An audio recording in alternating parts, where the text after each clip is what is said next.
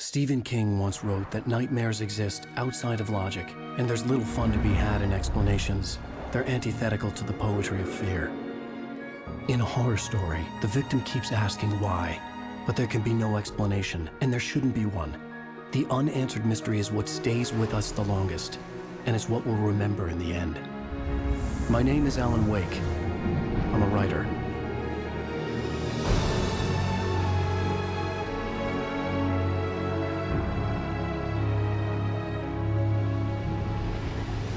I've always had a vivid imagination, but this dream unsettled me. It was wild and dark and weird, even by my standards. So yes, it began with a dream. Following a typical nightmare pattern, I was late, desperately trying to reach my destination, a lighthouse. For some urgent reason, I couldn't remember. I'd been driving too fast down a coastal road to get there.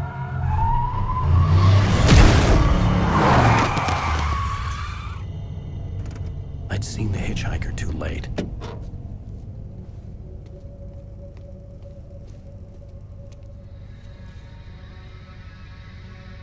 He was dead. I was convinced they'd put me in jail and I would never see Alice again.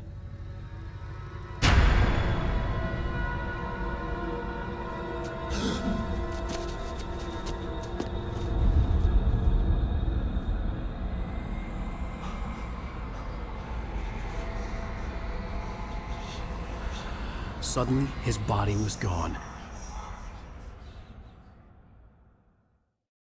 I was in shock from the crash. I could hardly stay on my feet. The radiator had broken when I hit the hitchhiker. The car wasn't going anywhere.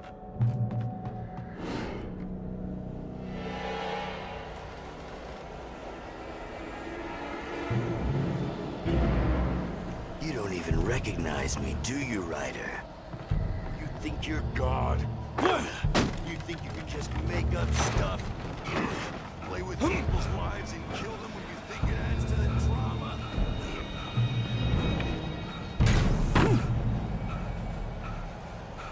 You missed your deadline! Damn.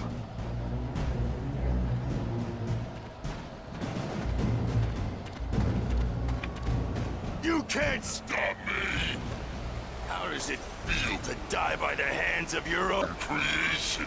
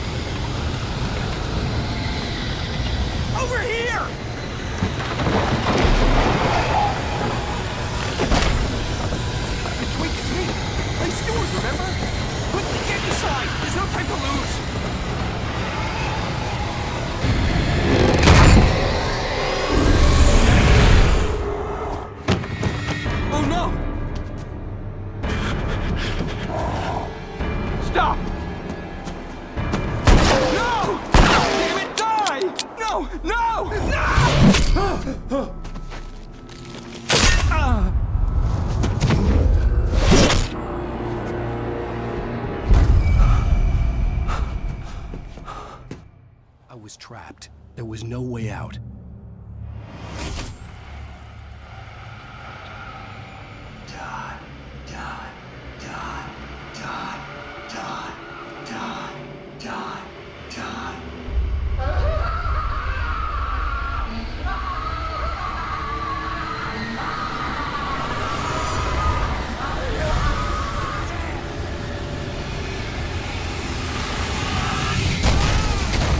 Was a death trap.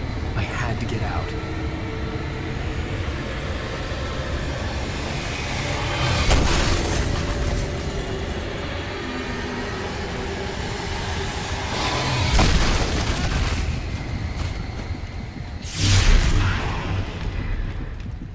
follow the light.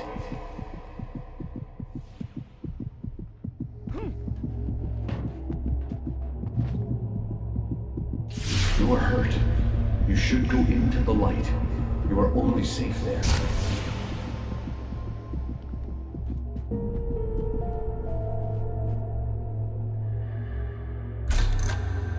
Well done. I have something important to tell you. It goes like this. For he did not know that beyond the lake he called home lies a deeper, darker ocean green, where waves are both wilder and more serene. To its ports I've been. To its ports I've been. Do you understand? No. Follow my light.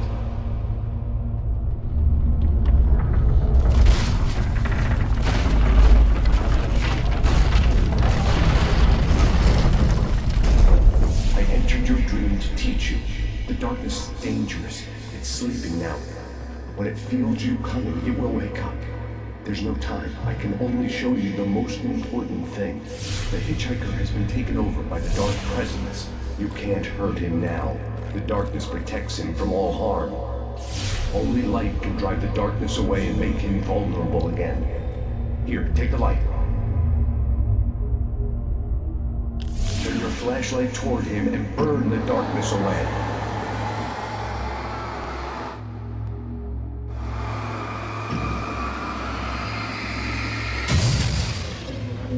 You did it. Now the darkness no longer protects him, but it's still inside, controlling him. He can't be saved. He's still a threat. He is still your enemy. Here, take the gun. Now you'll die.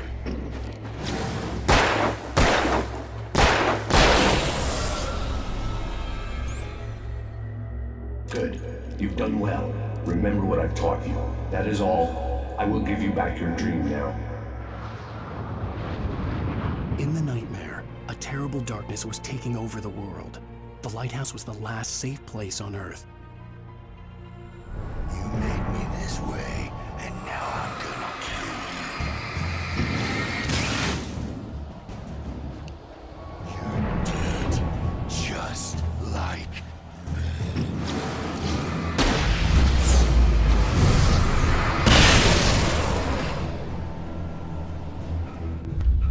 I can keep this up forever!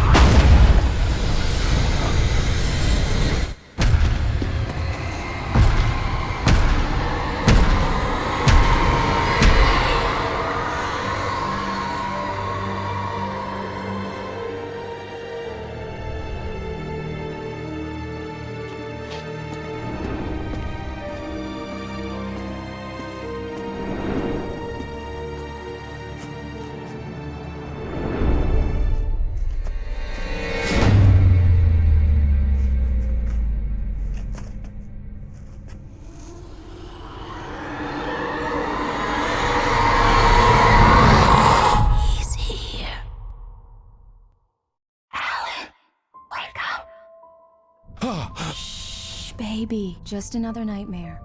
Everything's fine. You dozed off. Right. Anything more than dozed off would be news for everyone.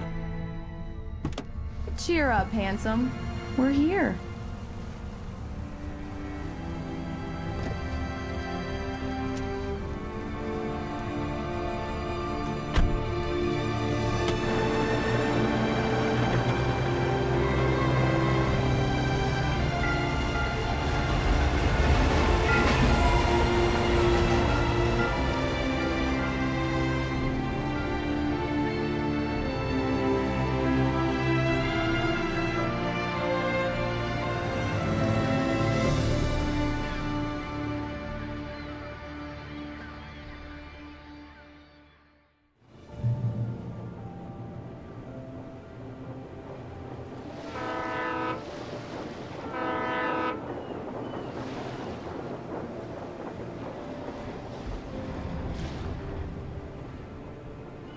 Let's act like we're on vacation. Go stand next to that old gentleman there. I want a shot of you with the town in the background. Sure. I'll even give you a title for the shot. A city boy, moments before he got eaten by a bear. Damn yuppies. Hello there. You picked a good time to visit our town. Deerfest is just 2 weeks away. Deerfest, huh? Did you hear that, honey? You have a lovely wife. If you don't mind me saying. I'm Pat Maine, by the way. Nice to meet you. Yeah, I'm Alan Wake. I won't pretend I don't recognize a famous writer such as yourself, Mr. Wake. A pleasure. I'm an avid reader myself. I hope this isn't too presumptuous of me, but I'm the night host at the local radio station. Any chance I could get an interview? Look, Mr. Maine, I'm on vacation.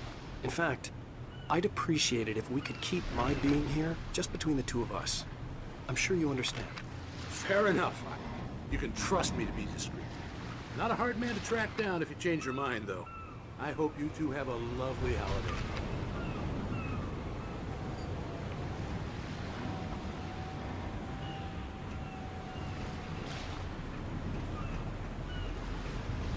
Very nice. I got a couple of really good ones. And I see you made a friend. That's cute. Right. Yeah? Hey, bestseller. How's my favorite writer? Are you there yet? Barry. Yeah, we just got here. Are the locals giving you trouble? Just say the word and I'll hop on a plane and come make sure that you're left alone, Al. No, Barry, we're fine. Great, great. Just want to make sure you can relax and recharge. So, how is the place? Has it gotten your creative juices flowing? Barry, we're just settling in. Okay, Al. I'll call back later to make sure you're doing okay. And you call me if there's a problem, okay? Okay. I'm just looking out for you, buddy. Talk to you later. I love you too, Barry. You know he's going to be calling you every 5 minutes. Barry is Barry. I can always turn off the phone. What did I tell you? Text message from Barry. He says hi to you too. Alan, we're here. Come on, let's get back to the car. We need to stop at the local diner to get the cabin key from the landlord, a Mr. Carl Stuckey. He's waiting for us. I'll go fill her up while you get the key. I'll pick you up here in, say, 15 minutes? Sure. Alan, thank you for coming here with me. I love you too. Go on. I'll promise to behave.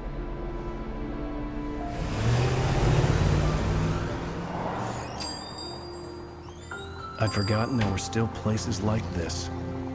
Towns where everybody knew everybody. Welcome to the Oh Dear Diner. Hi, I was wondering if you could help me. I'm looking for... Mr. Wake. Alan Wake. Oh, God! I am your biggest fan. I know people say that all the time, but I really am. I'm glad to hear that. Rose. Rose, I'm looking for Mr. Stuckey. Carl Stuckey? Carl? Oh, of course, Mr. Wake. He must have gone to visit the restroom. He'll be back in a moment. I can't believe it. I've got all your books. I got the cutout from the bookstore when they took it out of the window. And you keep it here. Well, okay. Good for you. Right. So much for Try the quiet coffee. vacation. Just don't blame me when you fall in love, because it'll break your heart when you have to leave. Rusty here is no longer human. Nothing but black coffee under a thin layer of skin. Yeah, that makes two of us.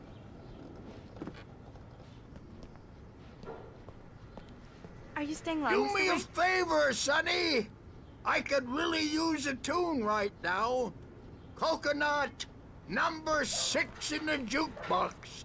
I'd do it myself, but both of my legs have gone to sleep. Bad circulation. Yeah. Are you serious? Coconut again? You disgust me. Call yourself a rocker. Unbelievable. Ha! It does that. Get stuck. Yeah, you need to give it a good solid whack.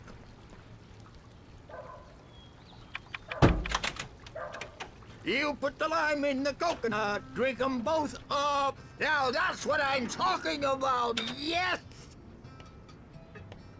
This is it. I've died and gone to hell.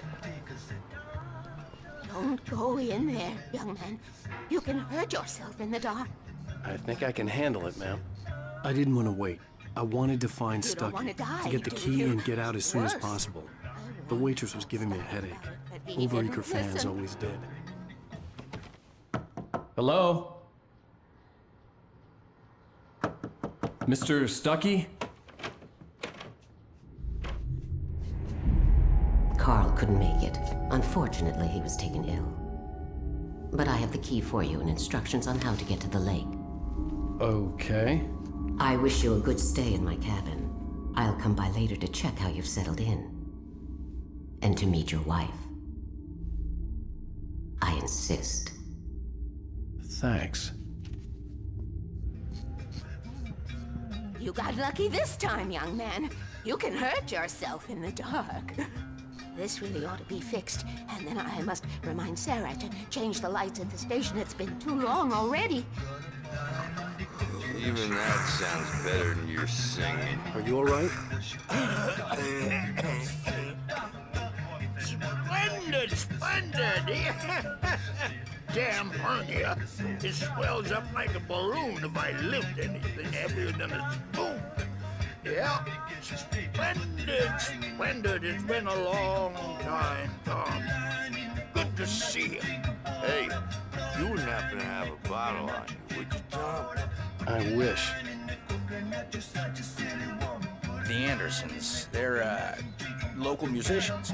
We're waiting for Dr. Hartman to come pick them up. They wandered off from his clinic at the Cauldron Lake Lodge. Mission accomplished. The key and the directions. My hero. I got some flashlights, just in case. Hey, wait! Mrs. Wake! Your keys!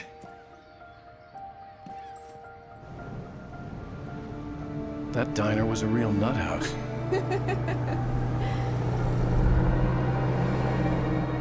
Can you believe this place? This would make a wonderful setting for a book. We're supposed to be on vacation, Alice. I'll figure it out when we get back home. Okay? Okay. We can talk about this later. Bad man here on KBFF. I didn't want to talk about it. I wanted to bury my head in sand. Here's another one of my favorites to go with it. Once upon a time, I was a successful writer, but that was a long time ago. I hadn't been able to write a word in 2 years, not since my last book. And now the weather. It's gonna be a clear night, so you folks in the big city might want to look up every once in a while, see those stars winking down at you. It gets pretty dark out here, but they'll light your way.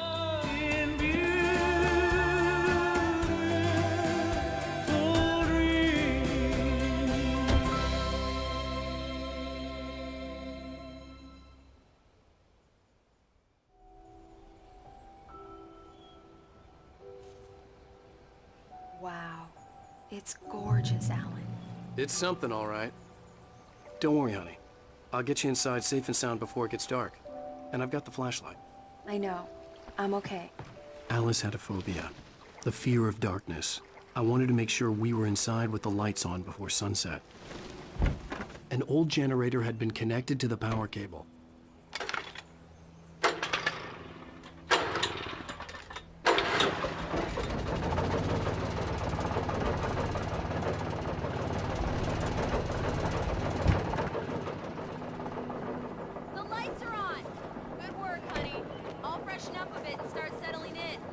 Okay, I'll look around a bit. Sure thing. Have fun.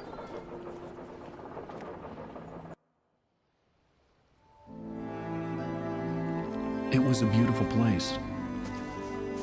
I told myself I could rest here, sleep here, and forget about my work.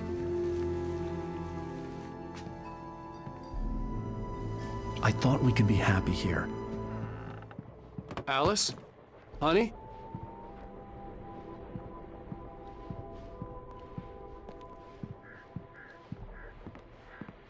A shoebox filled with books by Thomas Zane sat on the shelf. I'd never heard of him before. The Deerfest guests have already started to arrive. Just ran into one on the ferry. A famous artist, no less. We'll see if we can rope him into an interview later on. Now, let's go to the phones. Caller, you're on KBF-FM. Hi, Pat. It's Rose. Why, hello, Rose. What's on your mind? I know who that famous artist was. It was Alan Wake, wasn't it? He's my favorite writer. Well, Rose, I just saw him at the diner. Oh, I am so excited he's here. I'm sure he's glad to be here, too. Well, folks, I guess the secret's out. This is Pat Maine on KBF-FM, and now some music. Great. So much for keeping a low profile. The old door had played a trick on me. Alice wouldn't have come out in the dark.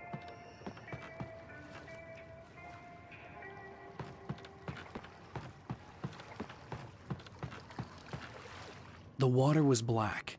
I couldn't help but imagine all sorts of horrors lurking in the depths below. Surprise! Alice? What is this? I guess I have a small confession to make. I thought maybe you could write here that a change of scenery would get you past... Damn it, Alice! Everyone Hey, keeps... hey! Just hear me out! There's a local doctor, Dr. Hartman. I read a book of his. He has a private clinic here. He specializes in helping artists. So now you want to get me committed? No! It's not like that. That's not... Alan? Alan? Just don't! I don't want to hear it! God damn it, Alice! God damn it! I knew she wouldn't follow me in the dark. I needed some time alone to think things through.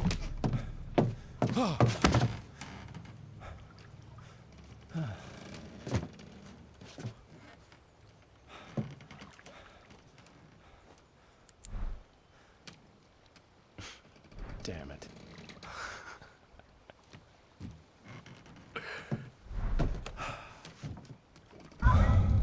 Alice?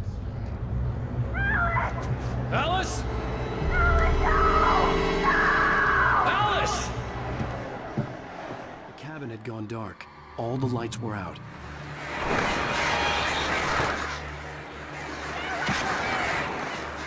What the hell? Alice? Alice?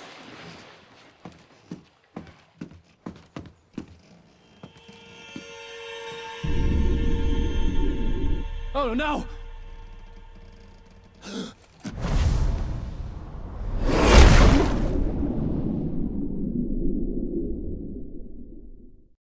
Keep going. Wake up. Alice?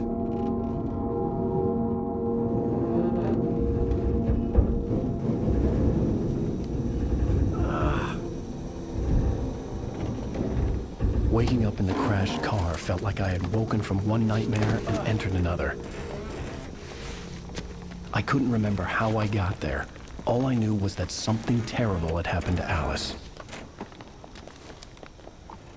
The phone was dead. I'd have to find help on foot. Among Alice's things was a book, The Creator's Dilemma, by a Dr. Emil Hartman. Seeing the book brought back my fight with Alice. I didn't like it, and I didn't like the guy's smug face on the cover either. The gas station was my best bet. They'd have a phone I could use. It looked like a long hike through the forest to get there. Hello? Is someone there?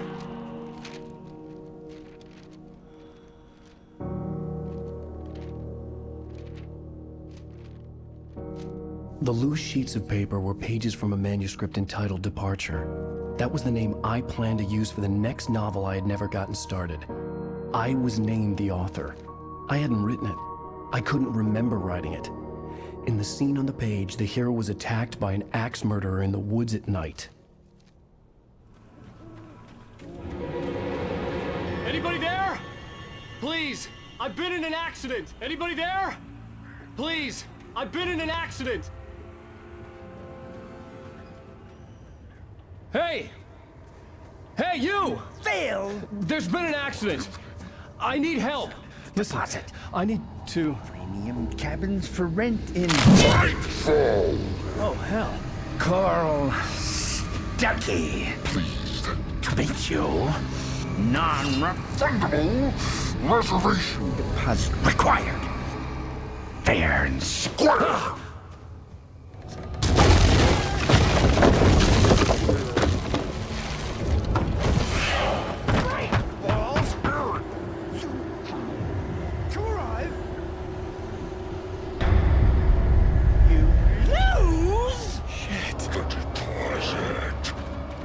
the latest thing!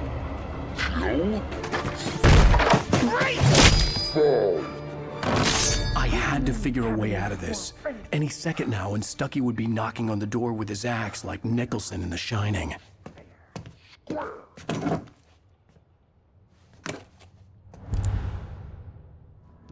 During your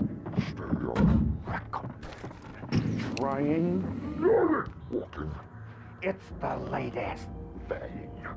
Incontestably proven health benefits let you kill two birds with one stone. You can see the sights and keep those cholesterol levels. Braight-Fall's Sheriff Station. Call me out. Hello? Hello?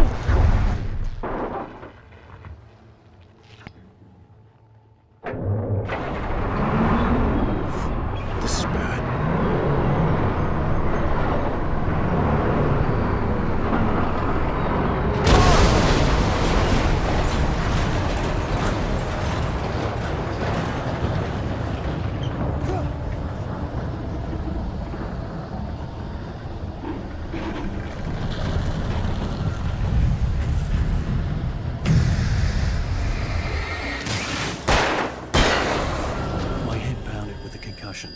I'd never fired a gun outside a shooting range, and now I just killed someone. Or something. There were no bodies. They just disappeared. If I was dreaming, it felt real enough to make me sick. The dark forest was the last place I wanted to go, but I had no choice. I had to get to the gas station. Eerie hand-painted graffiti was revealed by my flashlight. Someone had hidden a chest of supplies near.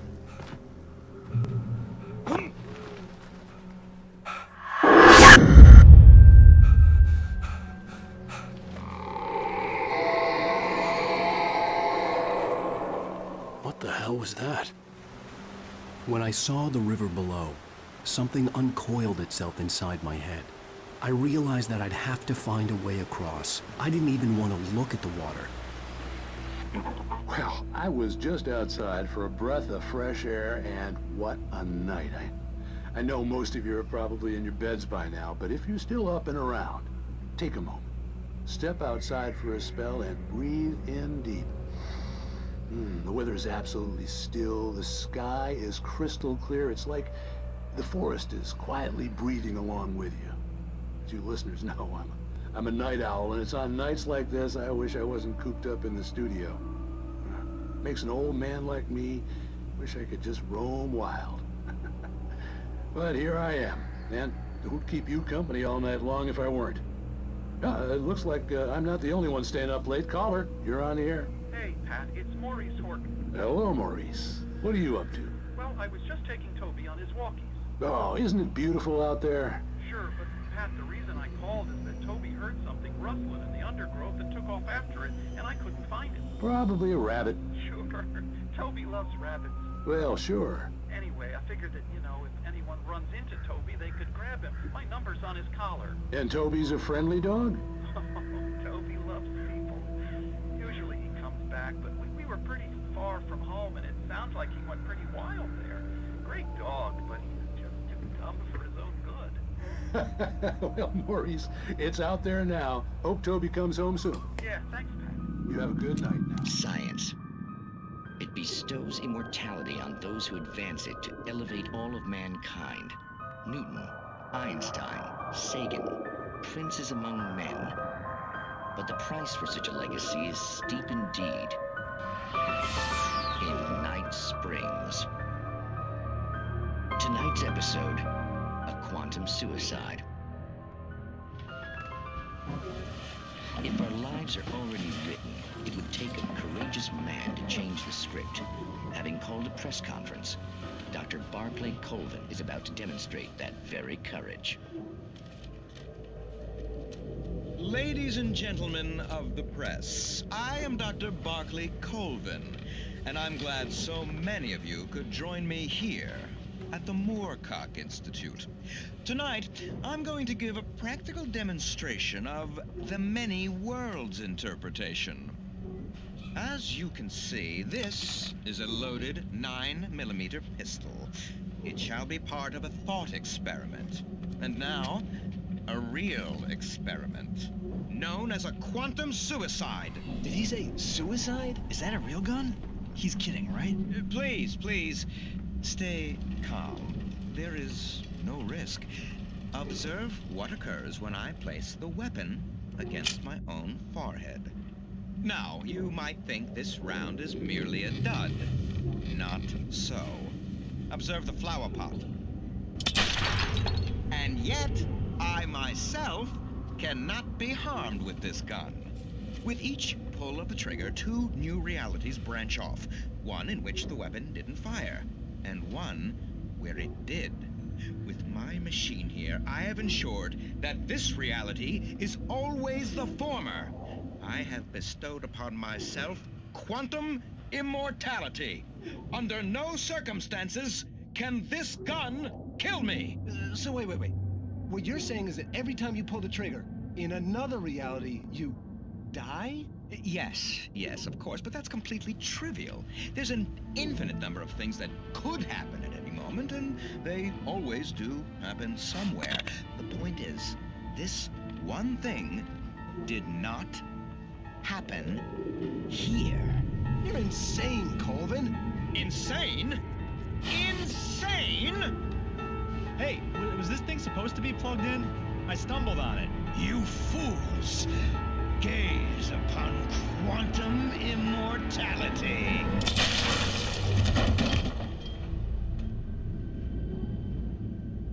Poor Dr. Colvin, felled by his own hubris or the ignorance of the masses.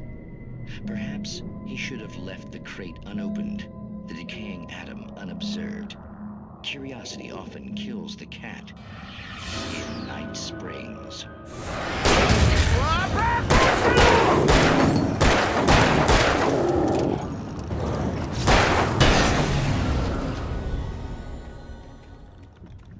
Stucky's body vanished, leaving behind only a lifetime of nightmares to come. Assuming I'd reached the lights of the gas station alive, I recognized the parade float I had seen in Braight-Fålls when I first arrived with Alice. After the insanity I had just experienced in the darkness, the lights of the gas station felt comforting. At least for a moment, the sane world reasserted itself. The Deer Fest had been 2 weeks away when we arrived. If the day count on the banner was right, I was missing a whole week between the night we got here and now. The garage was a mess. It looked like someone had trashed the place, or that there'd been some kind of fight. I'll keep writing. Outside, there's only darkness. Outside the cabin, outside the story, there's only darkness. I can feel her presence in the dark. Just now, I could smell her perfume in the room. I'll reach her, I'll fix it up.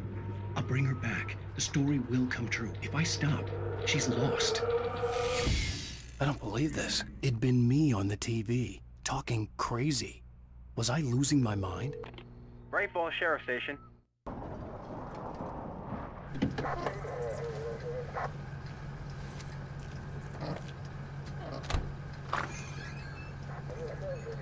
Oh, thank God, Sheriff.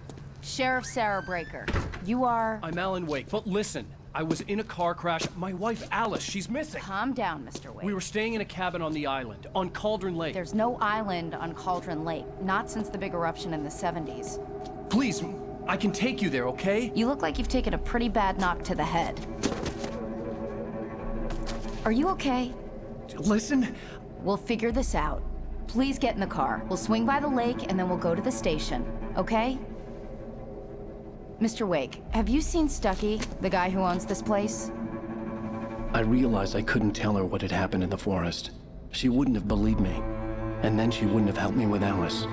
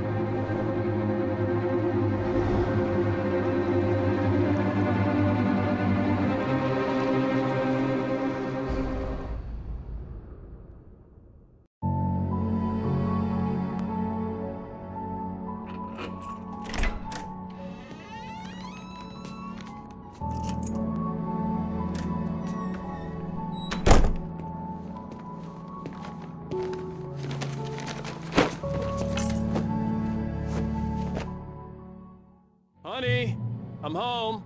Back here, sweetie. How was it? Worst weather I've ever seen. You should put some coffee on. It'll warm you up. Coffee's on. Great, thanks. I'll need it if I'm gonna finish this by tomorrow. Oh, hey, I just finished those cover mock-ups. They're on your desk. Tell me what you think. No kidding. I didn't think you'd get them done this quickly. On occasion, I can perform all sorts of miracles, my dear. Oh, really? Well, you seemed to think so last night. These look really good. Oh, sure, until Barry gets his hands on them. Which, by the way, will happen over my dead body. The last time was the last time. Oh, and speaking of Barry, he called. Alan! Alan, please check the fuse box. I'm right here. I'm on it, honey. Please hurry. Honey, it's a power outage. I've got the flashlight. Okay, hi. You okay? I'm sorry. It just really spooked me. Don't worry. We'll just break out the candles. I know it's stupid, but it's just... especially when I'm not prepared for it, you know? It gets to me. I love you. Tell me a story, writer. Okay. I used to have these nightmares when I was a kid. The dark really spooked me, too. When it got really bad, my mom gave me this old light switch. She called it the clicker. The clicker, huh? Yeah. If I ever got scared of the dark, I could just flip the switch and a magic light would scare the monsters away. Oh, sure. Here it is. Alan. Maybe it'll help you, too. Yeah, nice story, writer boy. You made that up right now, didn't you? No. Seriously. I love you, even if you are a liar. Thanks for this.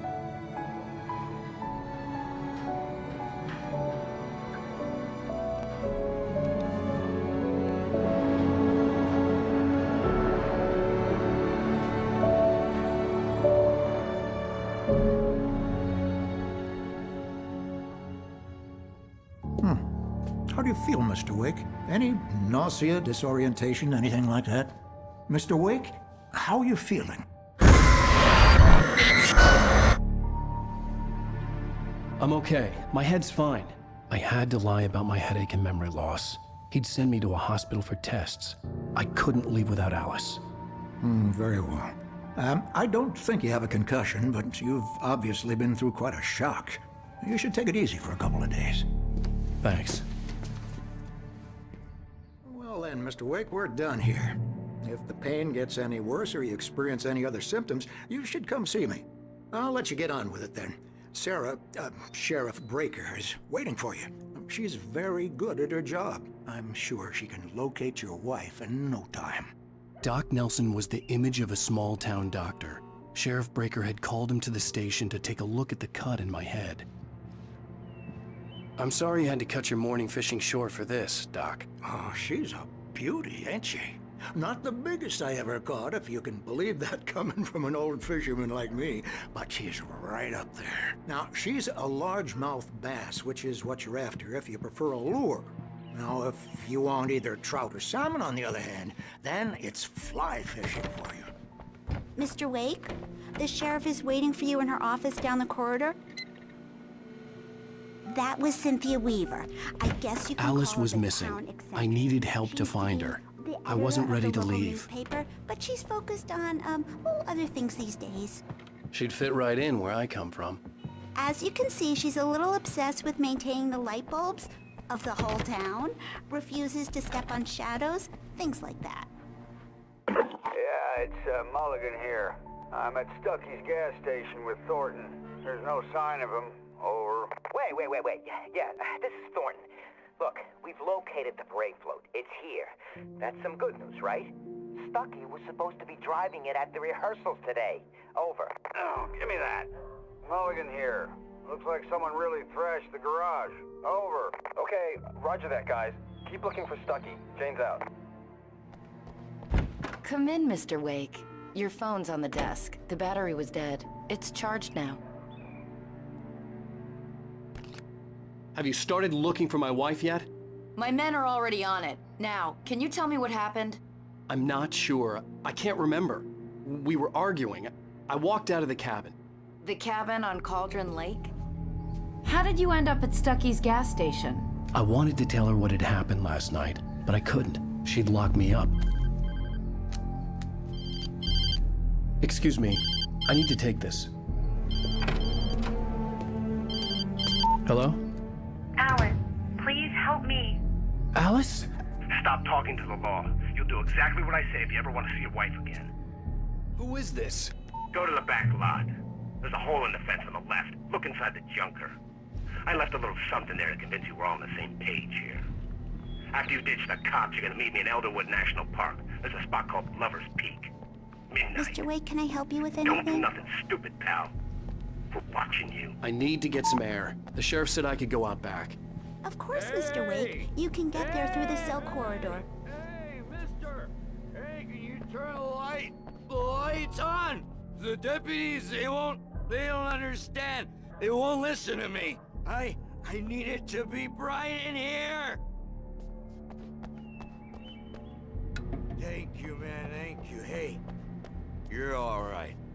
You're a good guy. Don't let anybody tell you different. You know, I shouldn't even be in here. The cops, they got it all wrong. See, sure, I beat him up, but I wasn't drunk. I mean, I wasn't drunk at the time. I only got drunk afterward. Okay, listen, you gotta listen carefully now. Here's the kicker. That wasn't Danny. No, sir. It only looked like him. You wanna know who it really was? I'll tell you who it really was. It was a goddamn space alien! I know it sounds like something that a drunk would say, but believe me, I wasn't drunk then. The early morning light hurt my eyes and made my head ache. The man on the phone had said, go through the fence on the left. Well, folks, it's been another long night, and it's about time for me to sign off for a while. God knows I need my beauty sleep. Just one more item before I go. It's been a busy night for the sheriff's department. We've had a few broken windows, even a report of shots fired on Main Street. Deputies Mulligan and Thornton had to deal with two intoxicated young men who were celebrating the completion of their Deerfest float. Now, folks, we get this every year. I know it's exciting that the big day's almost here, but let's save it for the party and leave the gunplay for the shooting competition, huh? There's no point in getting all worked up yet. Alice's driver's license had been placed on the front seat. The caller meant business. Barry? Ow! Thank God! Where the hell have you been? I've been trying to reach you for a week, you and Alice. Oh, I've been worried sick. I flew out yesterday. I'm here in Braight-Fallz. Barry, listen to me. I'm at the sheriff's station. Come and get me. I can't talk now. Al, what the hell is going on? I had to get the sheriff to let me go.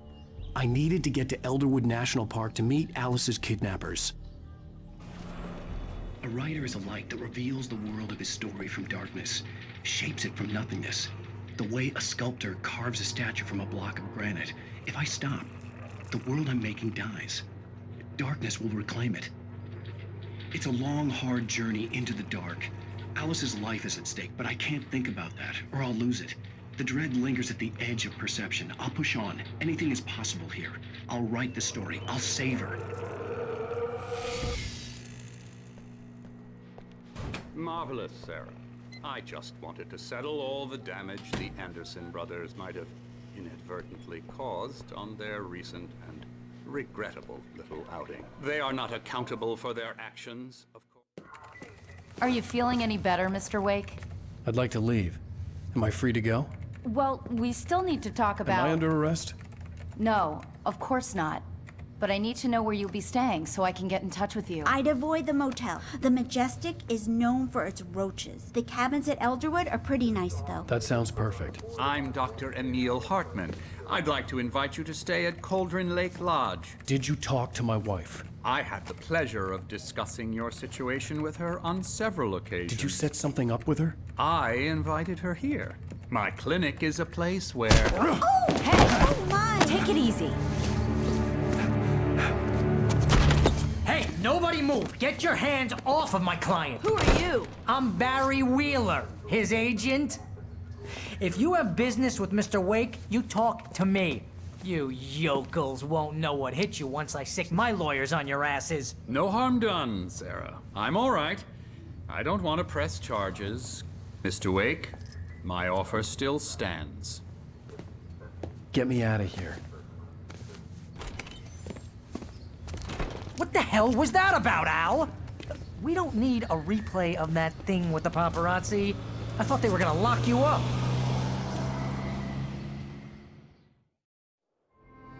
I had to talk to someone. I told Barry everything. He thought I was certifiable, but when he heard about the manuscript, I had him. The fact that I'd written something, even if I couldn't remember it, was enough for him. He smelled money. And he believed that Alice had been kidnapped. Anything beyond that was another story. I had a midnight appointment with the kidnapper in a place called Lover's Peak, somewhere in Elderwood National Park. The plan was to rent a cabin. I don't like it, Al. I don't like any of it. It's not good. In fact, it's the absolute opposite of good. Mr. Wake! Barry, you found him. Hi, Rose. Oh, wow. I was just thinking about you, too. Great. I was just bringing Rusty some coffee. He's on the balcony, looking after Max. Poor thing. I really need to go. Great to see you again, Mr. Wake. Later! Who's Max? What an airhead. Jeez, Mr. Takes a swing at everybody. This is not her fault. She's a very nice girl and, more importantly, a fan. She even has a fan site dedicated to you. And she was very helpful when I was looking for you. Seriously, Al, what you were saying in the car, just listen to yourself. What, you shot a guy and his body just disappeared? When was the last time you slept? What, are you high? Have you been drinking? No! Look, Barry, I'm missing a week, and someone's got Alice, and everything's just... Do you understand what it sounds like when you say stuff like that? Don't get me wrong, it's a good story, could be a bestseller. But when you start confusing fiction with reality, you're buying yourself a ticket to the funny farm.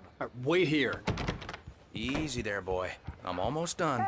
Hey, Rusty, right? You rent cabins. Oh, Mr. Wake. I'd shake your hand, but mine are kind of full here. Actually, I'm sorry about this. Would you mind grabbing the registration form from the desk? It's just across from Bucktooth Charlie.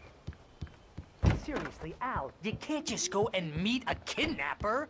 Those situations always end up in disaster. You gotta talk to the cops.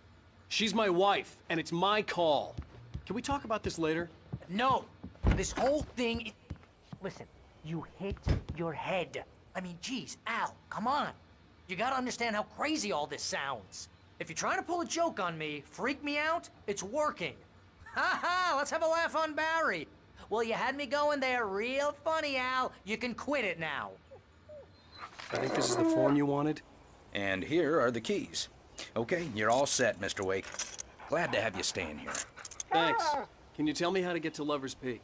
Oh, sure. It's at the end of the nature trail. Just follow the paths, you'll get to it eventually. It's an easy walk. Nice spot, too. If you have any trouble finding it, just keep your eyes on the radio mast. It's right below that. Oh, and hey, if you take a walk in the woods, watch your steps so you don't end up like Max. I guess I'm a little worried. We got a bunch of campers out there we haven't heard from. It's not like these people are on a schedule. You're asking me to believe that you shot a dude who went poof, into thin air, a guy who was bulletproof until you pointed a flashlight at him. You...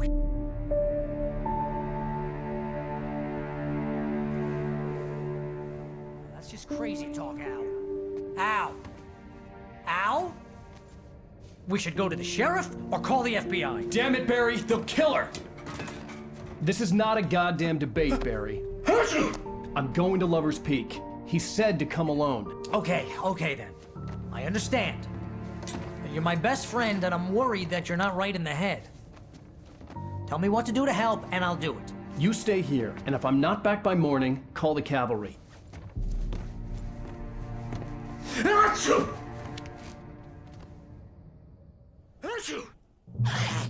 Just be careful with the natives, Al. These yokels are dangerous. Everybody hates a tourist, or it'll be Deliverance all over again. Bless you. I knew I should have gone to the cops. This wasn't the smartest thing I'd ever done, but I was still angry with Barry for trying to talk me out of it. These people had called me right in the sheriff's station. The cops wouldn't scare them, and they had Alice. Welcome back to the show, folks. As promised, our very own Dr. Nelson has just parked his rear end in the studio. Doc, what's your Deerfest plan like? My plan? You make it sound a lot more organized than I ever seem to manage.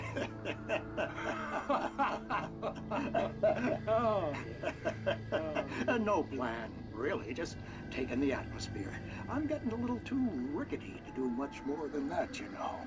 Oh, tell me about it. No sack race for us older gentlemen, huh? Yes, exactly, Pat. But I'm gonna check out the parade, of course. And I'll be one of the pie contest judges, too. Well, that takes a different kind of constitution. Oh, yeah, it's my kind of exercise. Now, Doc, seriously, you're in pretty good shape, though. You're the outdoors type. I know for a fact you're an avid fisherman. That's right. Matter of fact, just caught a heck of a largemouth bass early this morning. But you're not taking part in the fishing contest? No, not this year. See, Pat, I'm just not that competitive anymore. Now I just like to take my time and enjoy the peace of it. It's no fun if I need to worry about what I'm catching, you know? Well, considering your track record, the participants are probably pretty happy you feel that way. Well, Pat, that's kind of you to say.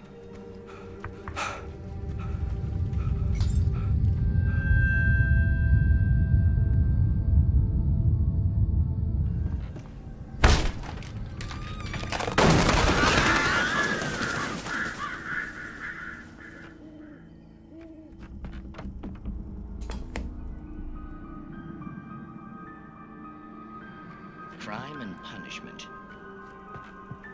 The cancer and cure of civilization. But some crimes are impossible to punish, especially in Night Springs. Tonight's episode, The Man in the Mirror.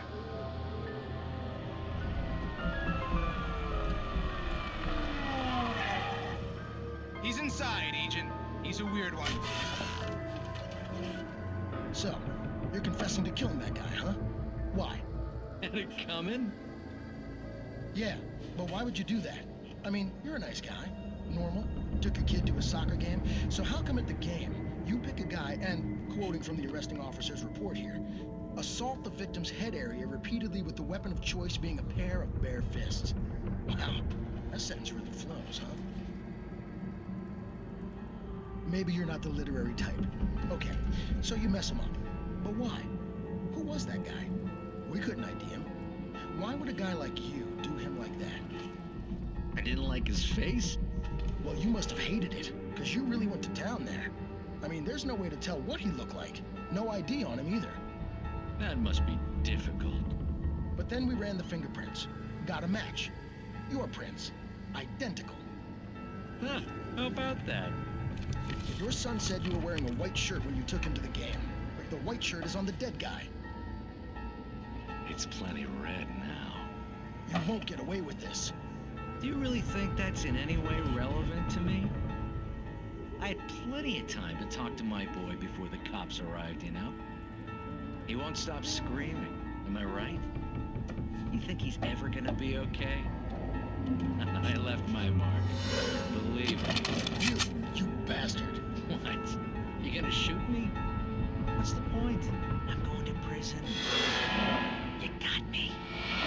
I don't understand any of this. And you never will. Don't worry. Maybe you'll see me again, Agent. Maybe in the mirror.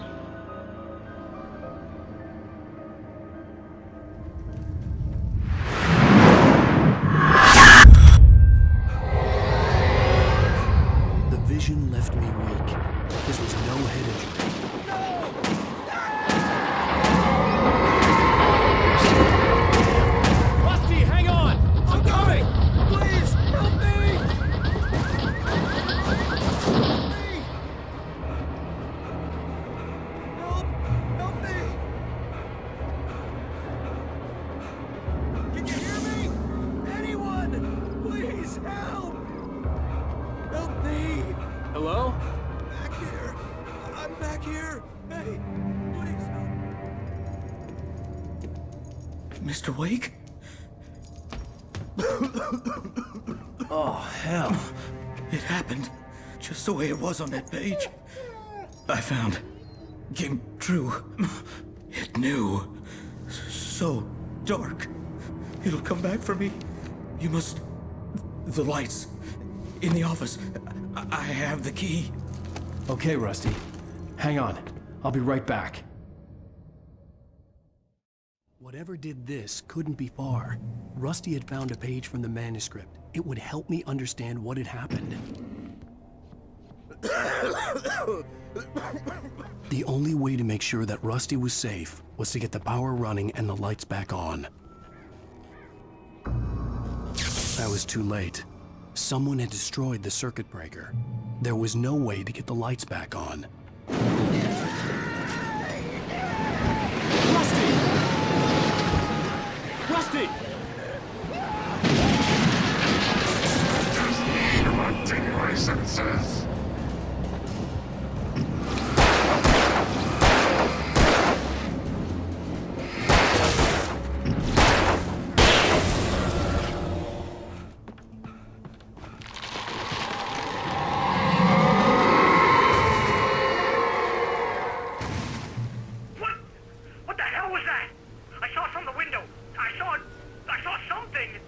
Forget about it, Barry. It's just me going crazy.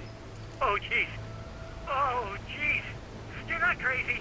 I wish you were crazy, but you're not crazy. Ow, be careful. Stay in the cabin. Don't open the door for anyone. I mean it.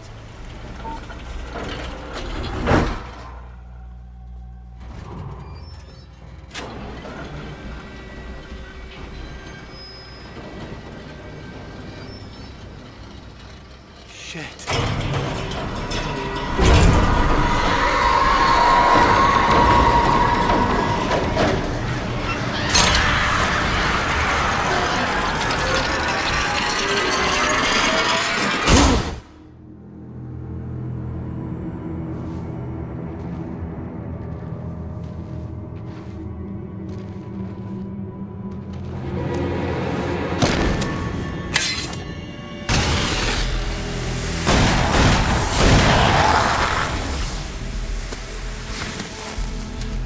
We gotta get moving. More of them coming.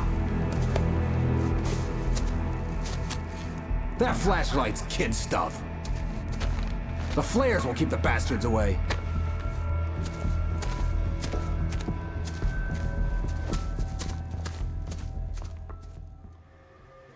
You can see them too? Hell, of course I see them. Come on, we gotta move. Why? Because that's the way the story goes. Yeah, but... Let's move! I lost my gun back there. Oh, I've got a gun. Just keep that light steady on him. It took a moment, but then I recognized him. He'd been on the ferry when I first arrived here with Alice. He knew my name. We were headed in the direction of Lover's Peak. There was no way this was a coincidence. Lover's Peak. Right up these stairs, Wake. Use the flares from the emergency box to hold them off while I get these boards off. Give me the gun. Yeah, no can do, Wake. Are you kidding? Give me the gun! No time for back talk. Hold them off, damn it!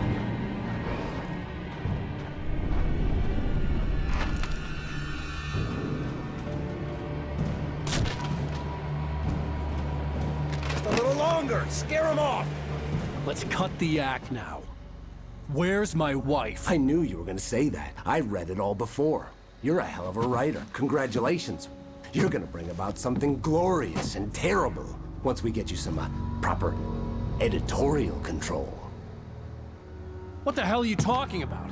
Where's Alice? I want the entire manuscript, or she's gonna suffer bad. You touch her and I'll...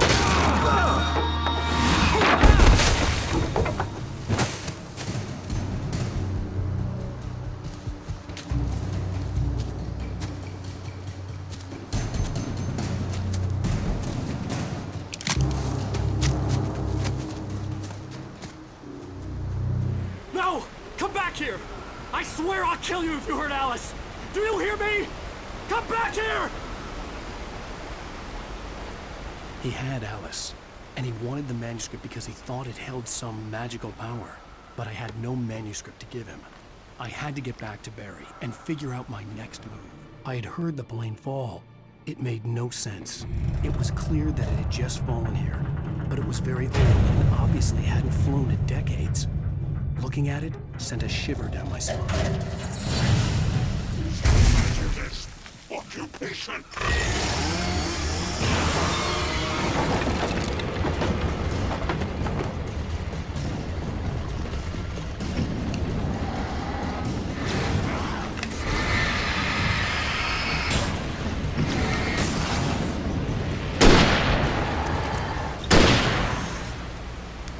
Barry?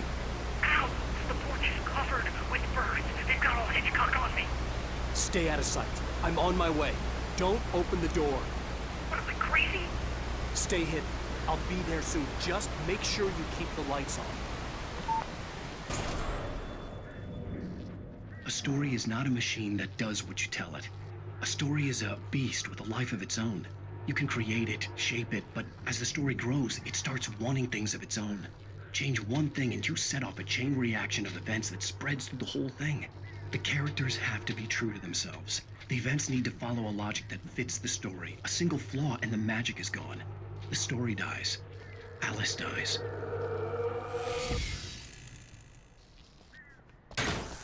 You can learn about nature and yourself.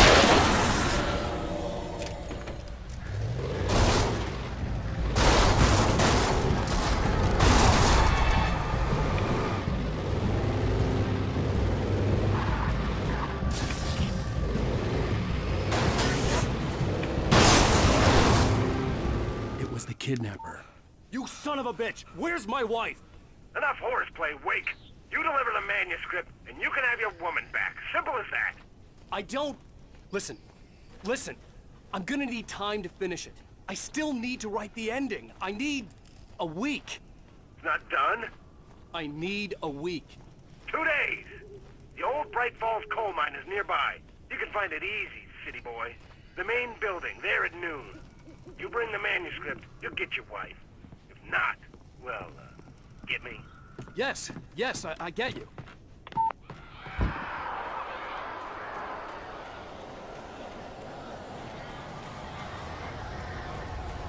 Ow! I am so glad you're here. A couple of them got in here before I blocked the chimney. This isn't normal. These birds are weird.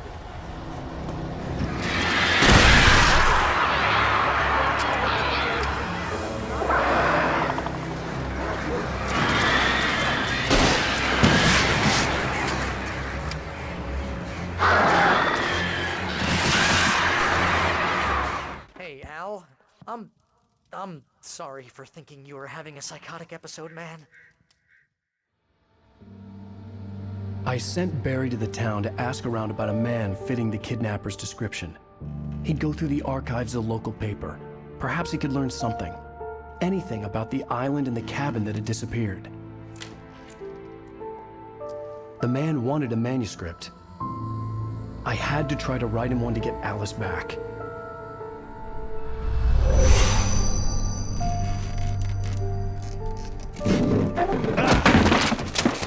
For me, the supernatural had always been nothing but a metaphor for the human psyche, a tool to use in writing fiction. Now, it was happening for real, and I couldn't put a single word on paper.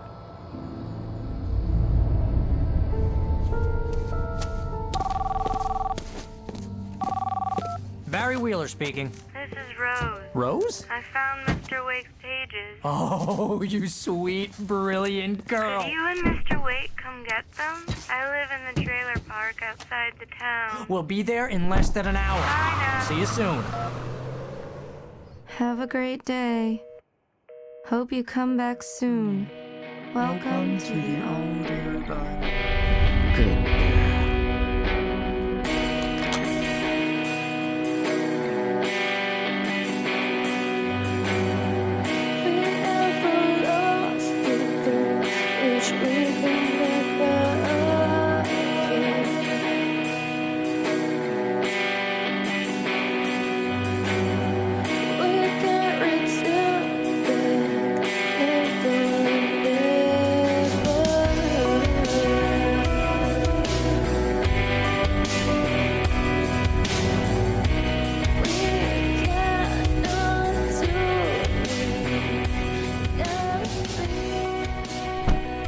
hell did she get her hands on the manuscript anyway?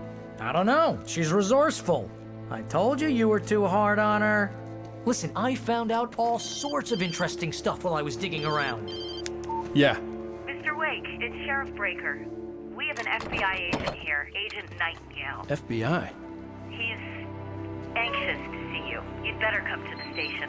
Okay, I'll be right over, Sheriff. Let's make this quick, huh? Help you folks? Name's Randolph. I'm the manager. We're looking for Rose. Works as a waitress down at the diner? Rose, sure. Nice girl.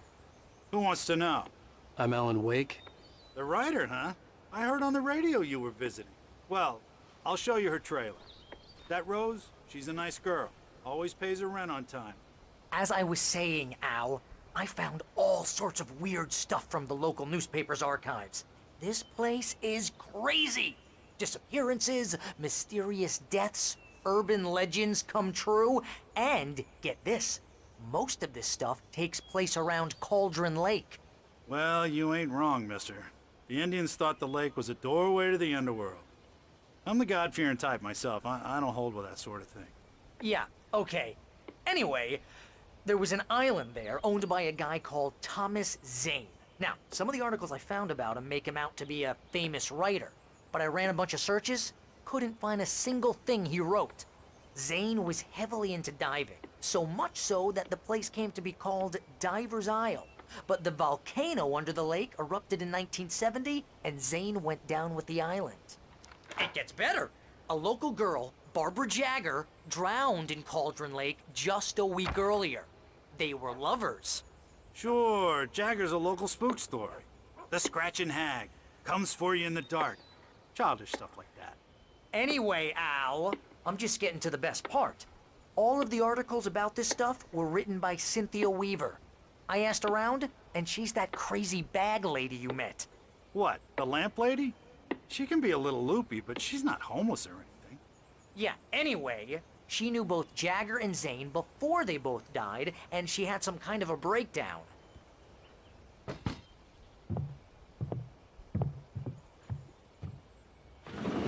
Welcome to... Oh dear, Mr. Wake. I'm so glad you're here. Rose, you have my manuscript? Oh. Oh, yes. Yes. Please, come in. Hey, this is really good. Rose. Yes. My manuscript.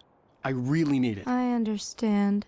I know what you need. A muse to inspire you. Oh, for Barry. She doesn't have anything. Yeah, hey, Al? Al, what's... Oh... Barry! What? What?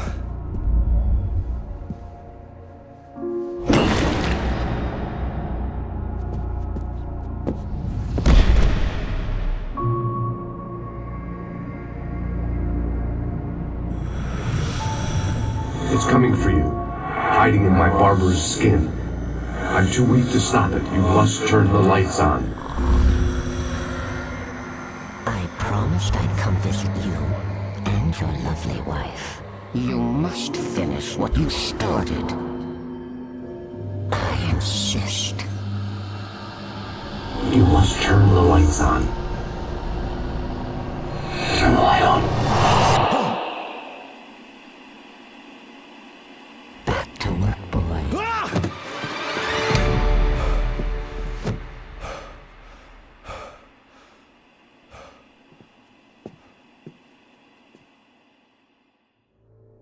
I felt nauseous, hungover.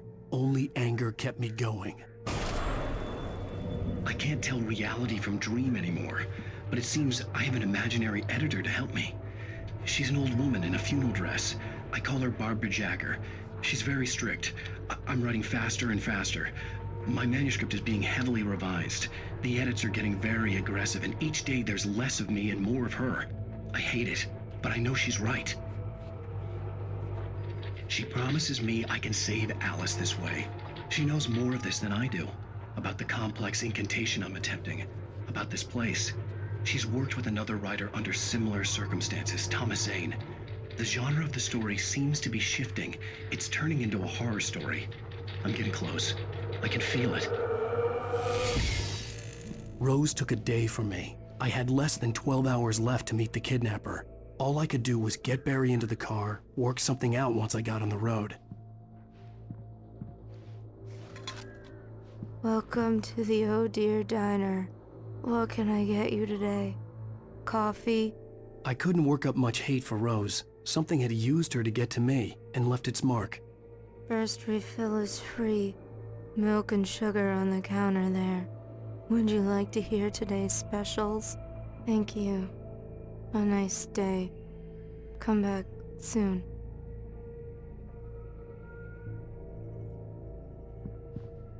Barry was out of it. He was way too heavy to carry. You're right. I deserve more money. I'm so handsome. My gun and flashlight were gone. I'd have to find a way to get Barry into the car as quickly as possible. There was no time to waste. I just stepped outside to catch a breath of fresh air. Let me tell you, the weather's getting heavy. Nights like this make me especially glad I'm here talking to you and not home in bed. Once the weather takes a turn like this, I can't sleep at all. It's all tangled bed sheets and dark thoughts, punctuated by the occasional plunge into nightmare. Is it just me? Well, perhaps it is. But I hope I can make the night a little bit easier to get through. Caller, you're on KBF FM. Hey, Pat, it's Walt Snyder. What's on your mind, Walt? Well, I am the way you are, but, well, I can't sleep either, you know? I just been staring out the window here, trying to make sense of it all, but, I ain't been drinking either, you know, I just... Well, you sound like a man with a problem, Walt. I had argument with Danny. You know, Danny, and, then I got in trouble with the law, you know, and, I'm just, well... I heard something like that, Walt.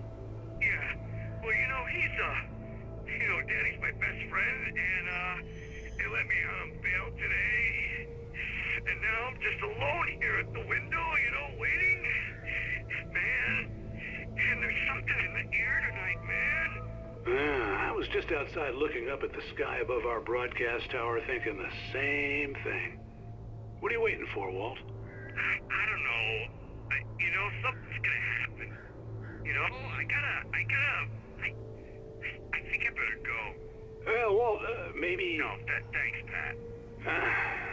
Well, good luck to you, Walt. Hang in there. Let's take a little break, folks. This weather's really something. God knows what you've done to that poor girl. This is Agent Nightingale, FBI! Get him up, Hemingway! You're under arrest! You move a muscle, I'll unload right in your goddamn face! Stay right where you are, Triple A!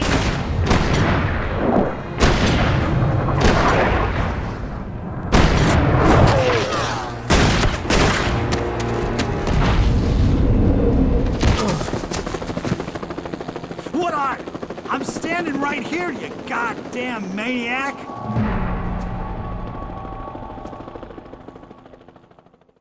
I hated to leave Barry behind, but there was no way I'd miss my appointment with the kidnapper. Give it up, Mr. Wake. Come on. Take it easy now. Get after it. Don't let him get away. Move it. I'll have you shot.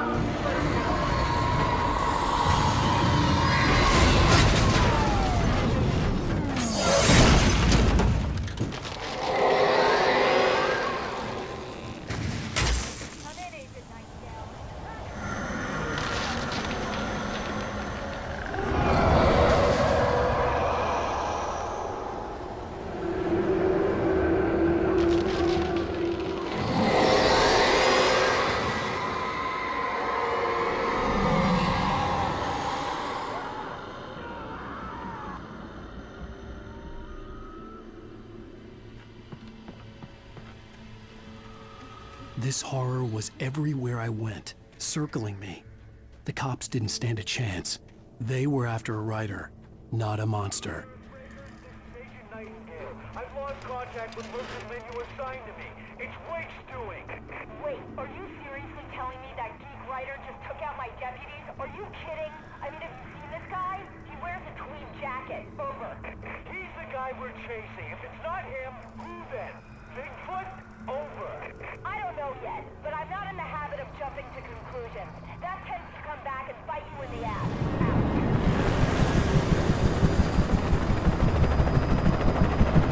You on the ground. Hold it right there. There's nowhere to run. Freeze!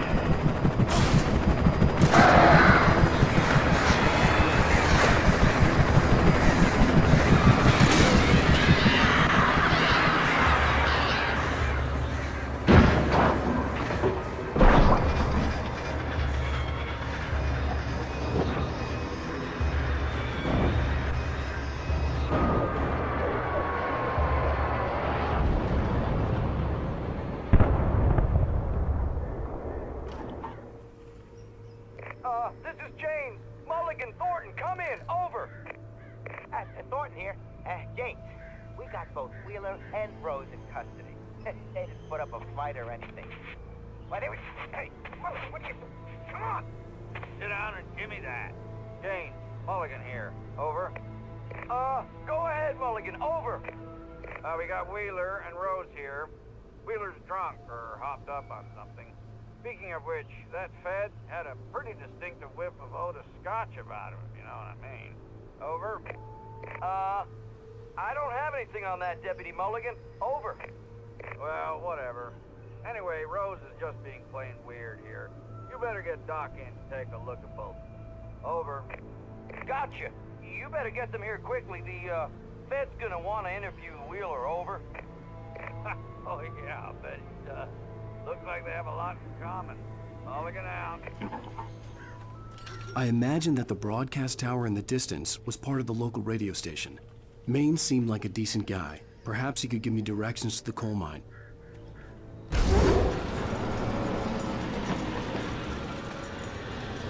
Unnatural shadows clung to the gate. The darkness that was after me was trying to stop me. I wouldn't get through without a light.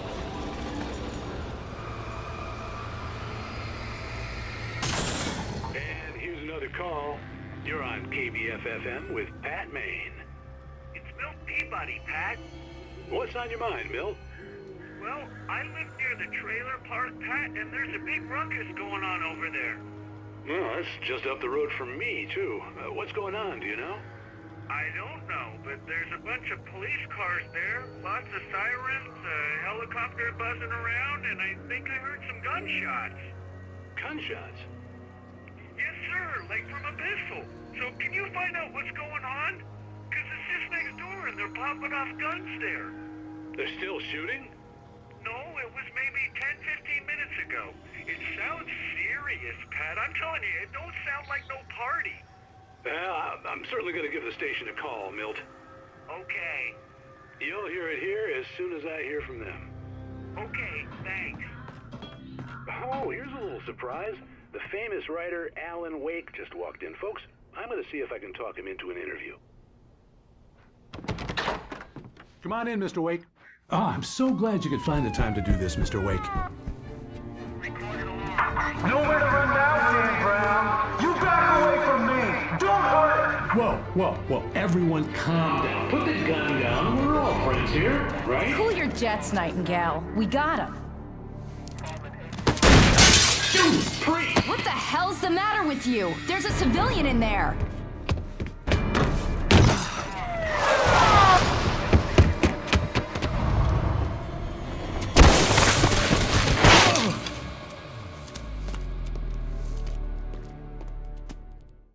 I'll get you yet, even if it kills me. You hear me?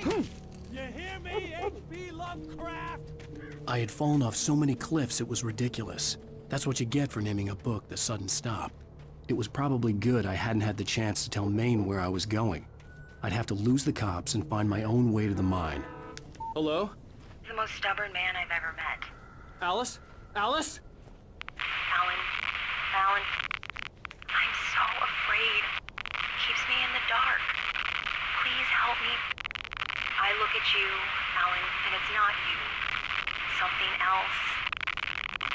out from behind your eyes? Alice, I'm here.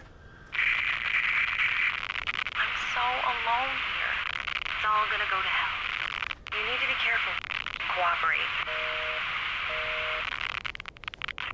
The connection had been terrible, but that wasn't the only thing that hadn't been right with the call.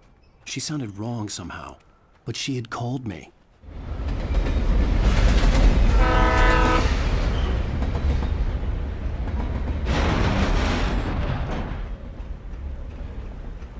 The darkness that was pursuing me was growing stronger, and it was taking over everything in its path.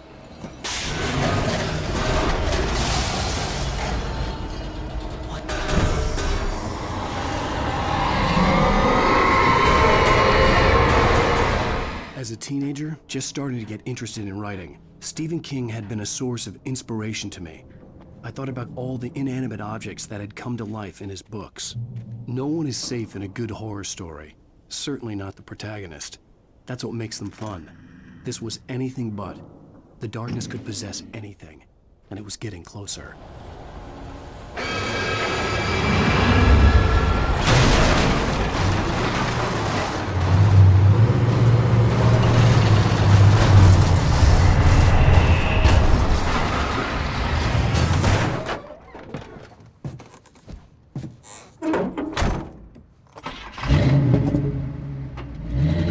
Never been this glad to see the sunrise.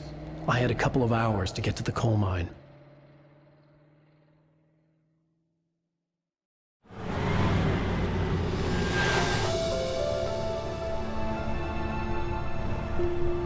The coal mine wasn't far now.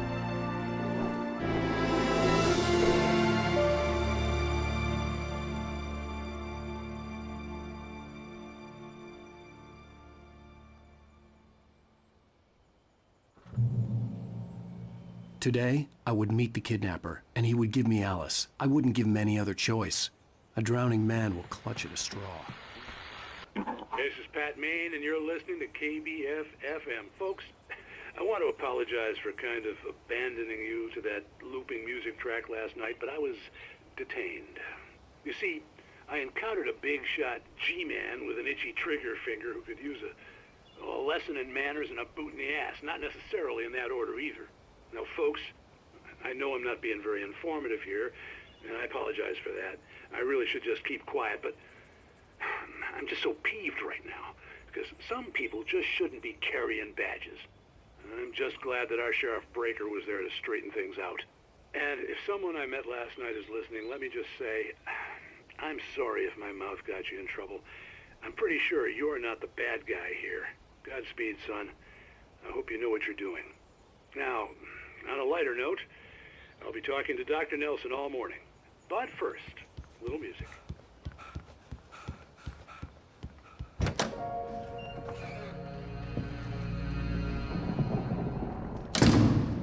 I didn't want to go outside.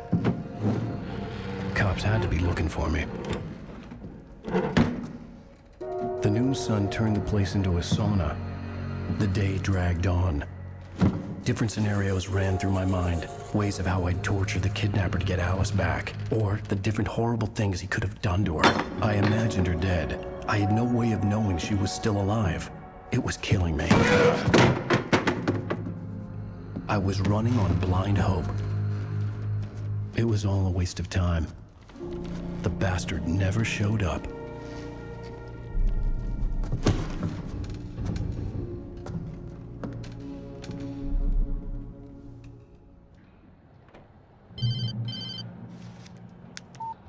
Where the hell are you? Change of plans.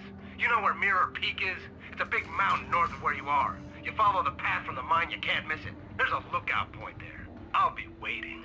I'm through being jerked around by you. You want to see your wife alive? Because if you do, you better watch what you say to me. Do we understand each other? I want to talk to Alice. Yeah, and I want the manuscript. Don't keep me waiting, Wake. Hello? Hello! Ah! I'm gonna kill him! I had to get to Mirror Peak.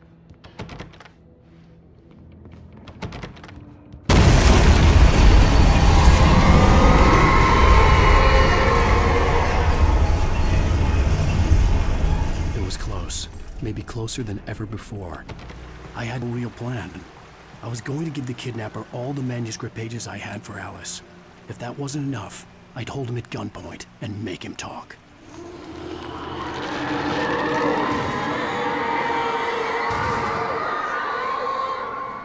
The dark presence was moving ahead of me in the same direction I was going. A cold feeling settled itself in the pit of my stomach. Was it going for Alice? Anything outside of writing is a struggle. I feel ill. I managed to make my way downstairs. There's a shoebox filled with books and papers by Thomas Zane. It's very hard to focus, but I managed to read some of it. He's a poet, and a good one. He writes of muses and creators summoning fabulous things from a magic lake, using his powers to shape the world of a realm of gods and dreams and demons, dark things that wait for a chance to slip through, wearing the flesh of men as disguise. Zane writes about himself, his girlfriend being taken over by a dark presence, about growing scared of the lake. Zane believes it's a mirror to the gaping void of darkness above, where some Lovecraftian presence lurks. I crawl back upstairs. I'll borrow these things for my story. They ring true. They fit.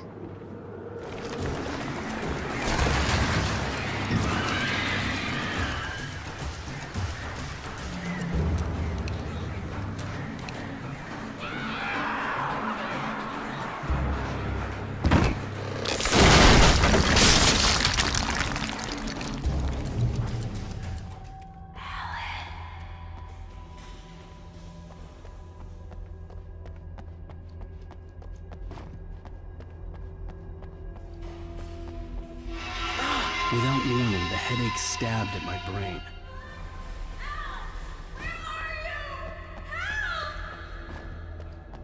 Alice? Alice!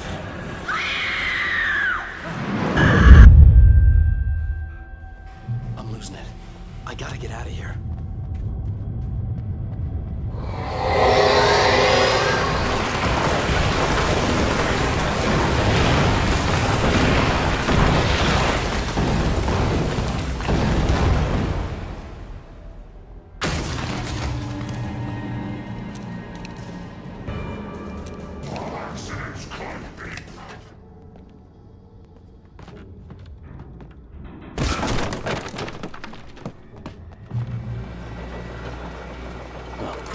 Another cable car.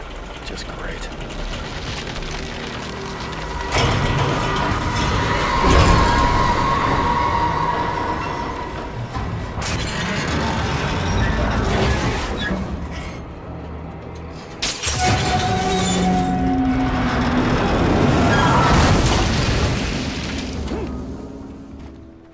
I could see Cauldron Lake. I thought I could make out the spot where the island and the cabin had been. There was a light near it. It had to be a boat. I was close now. I had to get there fast. I dreaded what I would find. Wait! That you? Wait! Hey, I'm here! I'm coming! No! Get away! Sorry! Please, it's late! The boss didn't know who he was messing with! I didn't know!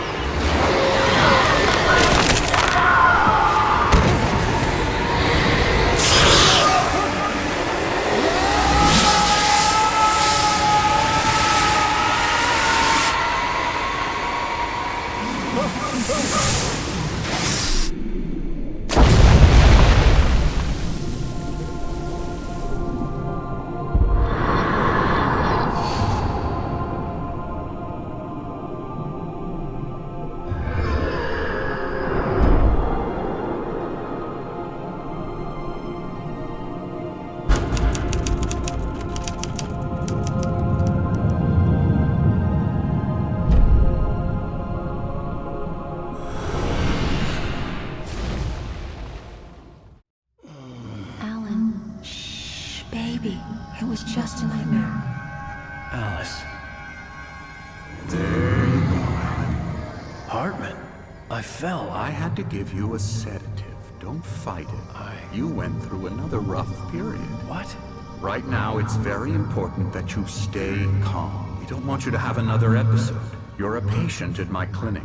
Have been for a while now. The shock of your wife's death triggered a mental illness. No, you're lying. You're suffering from various symptoms of undifferentiated schizophrenia. Bastard. It's okay, Alan. Just let go.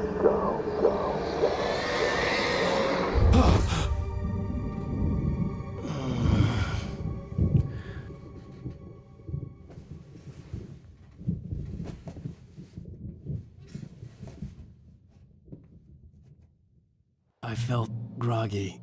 Whatever Hartman had bumped in me was making me numb. I felt like this was happening to someone else. Someone I was watching on television. I couldn't think. Couldn't focus. There were only empty sheets of paper here. No manuscript pages.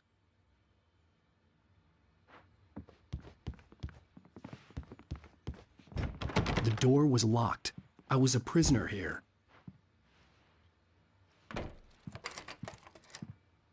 Good evening, Alan. Are we feeling better now? Feeling calm? Yeah. I see you brought your pet gorilla with you. So sure, I'm calm. I get the message. Loud and clear. Quite right. That's the spirit. You're being very brave, Alan. I understand you're confused. I would be more concerned if you weren't suspicious of me. I don't blame you for it. Big of you. Now, why don't you come with me? We'll reacquaint you with my clinic and go over everything you might have forgotten. Little walk and some fresh air? Yes, it will do you good. This corridor is for patients. Most of them aren't here right now. Jack took them out for a fishing trip, except for the ones who are particularly vulnerable, of course. I encourage creativity as a part of the recovery process here at Cauldron Lake Lodge. I specialize in treating artists. I bet you do. Splendid, Alan. I honestly believe we can get this thing under control if we work together. This way, Alan. Now, Alan, from past experience with you, I know I need to get right into the heart of the matter as quickly as I can after an episode. So I'm just going to say this. Alice is dead. No. You're in a very vulnerable state until you understand and accept this. Alice drowned, and you couldn't face that. You're suffering from hallucinations, paranoid delusions, unusual thinking, an obsession about light and darkness, a feeling that everything revolves around you, your thoughts and dreams. Your mind has constructed an elaborate fantasy scenario in which your writings are affecting reality. She has been kidnapped, and supernatural forces of darkness are trying to stop you. We go this way, Alan. I wasn't ready for another shot, so I went along with it. He had to be lying. But under the influence of the drug he had given me, I had to fight not to believe his words. It's all in your head. You've been making it up. Apart from the tragic accident with your wife, no one has been killed. Your delusions are just a manifestation of your subconscious mind trying to protect you from the too painful truth. Unless we fight the fantasy, it will return. I know the instinct is to resist me, but think about it. Doesn't this make far more sense than the insane supernatural conspiracy you have concocted in your mind? You're a skeptic by nature, Alan. We both know this. Everything can be explained logically.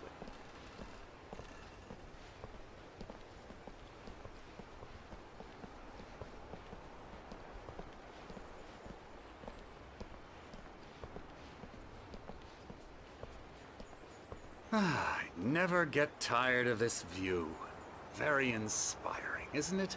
Cauldron Lake spread below us. I could see Mirror Peak on the other side of the lake.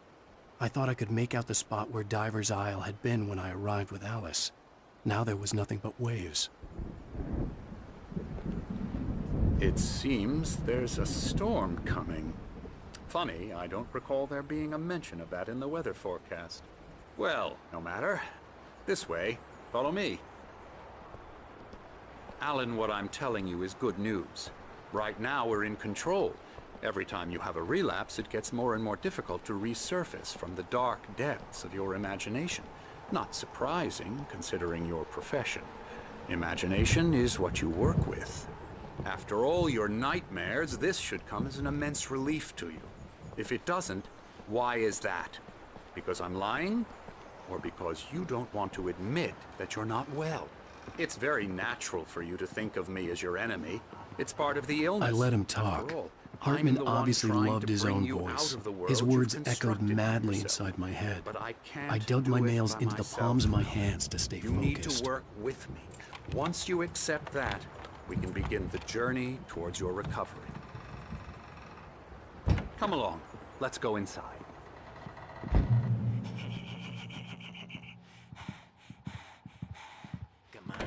Here's the entrance to the office wing. That's for staff only. You were impressed by my trophies when you first arrived here. I do love to hunt. The great outdoors, man versus nature. It's wonderful stuff. Pretty damn wonderful, yeah. Scary, scary, scary.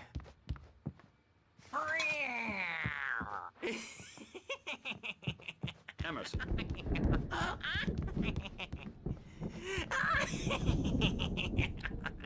I'm a real bad dream, mister. You should be afraid of me. Don't want to run into me in the night, that's for sure. Please, Emerson. Mr. Wake is confused enough as it is. Yeah, you'd like me to go away so you won't be scared. But you can't just decide what kind of dream you have or when you have it. Emerson. Okay. Sorry. Ew. That's Emerson. We're actually making some progress with him, I'm happy to say. He works on video Elbow games. strike. It's trash, of course, but it does involve some small creative effort, which makes him receptive to my therapeutic methods. No kidding.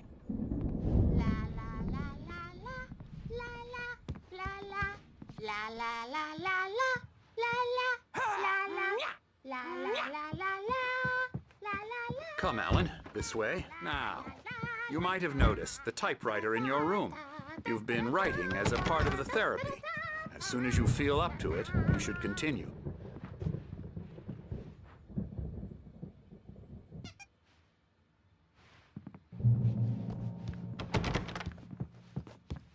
My rheumatism's killing me. There's a storm coming. Oh, what a storm. I hope it wipes this place off the face of the earth. And these two are the Anderson brothers, Odin and Tor. They had how should I put this? A heavy metal band in the 70s and 80s called Old Gods of Asgard. They even adopted new first names to complete the image of Viking gods. After the band broke up, they lived on a farm nearby. They are, well, in advanced stages of dementia. They're well cared for, TLC and all that. There's nothing more that can be done.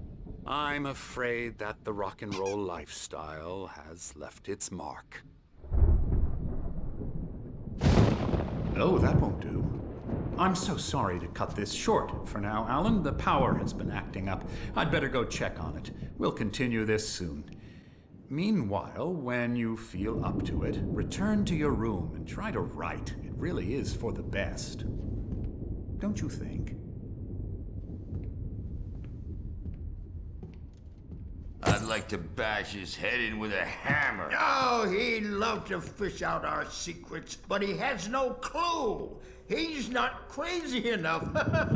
Not crazy like us, Sonny. Yeah! Being crazy's a requirement, Sonny. Who else could understand the world when it's like this? It takes crazy to know crazy. That's the sanest thing I've heard in a while. Zane! You're all right, Tom. Hey, we like him, don't we, bro? He's got to go to the farm. The Anderson farm. Valhalla! We wrote it all down, lest we forget. A crash course. All you need to know to get your head right. You need to find the message. Here, Sonny, here's something for you. Gave me a rash but I kept it safe from these bastards. My head was clearing up, or according to Hartman, I was sinking back into the fantasy. I was convinced he was lying to me about everything.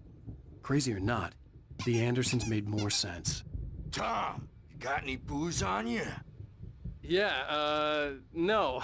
We Sorry, have a guys. stash of the special stuff at the farm. Our own formula. Local ingredients. Medicine clears your head right up. Makes you remember like moonbeams on the brain. Oh, I just noticed. Leather patches on the elbows? That's not very rock and roll. Tom just lost is all.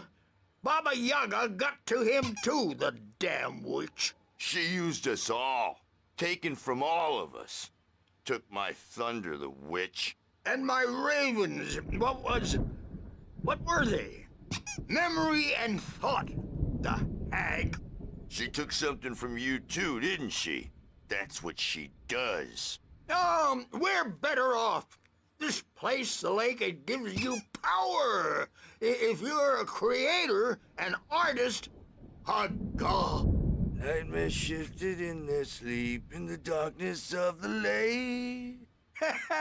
Yeah, that's the one. She makes sure it comes out twisted and wrong. Just ask the lamp lady. She knows what happened to that other writer. She's been using you, boy, and you let her. You went and opened the door for her, didn't you? Now, it was already open a crack. And whose fault is that? We're morally corrupt, disease-ridden, old and stupid. Doesn't mean he had to open it all the way, goddammit. Oh, hello. I've painted you. Okay. I was just struck by inspiration a couple of days ago. Dr. Hartman wanted me to paint landscapes, and that's what I was doing. But now I've been doing these things, a lot of them. The images just keep coming. Dr. Hartman likes them. He has them in his office. Yeah? He's very proud of me. He says I'm getting much better. I think I'm getting better. Something's wrong. I'm not myself. It's hard to think that there's a shadow inside my head. I can only focus on writing. Everything else is a blur. I'm trapped in this cabin. Have been for days, but it's always dark outside. My editor is real. I saw her again. She's not human. It's not human. A dark presence is wearing the old woman's face. She was covered in clinging shadows. There's a hole in her chest where her heart should be. I think I've made a horrible mistake. I don't think I'm any closer to saving Alice. It's been lying to me, using me to get the story it wants, and the story will come true.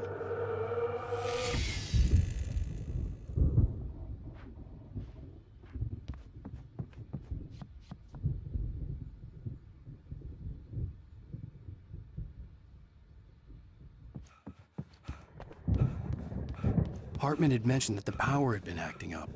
Maybe that was the reason for the generator and the work light on the balcony. The generator hadn't been activated, and there was no key.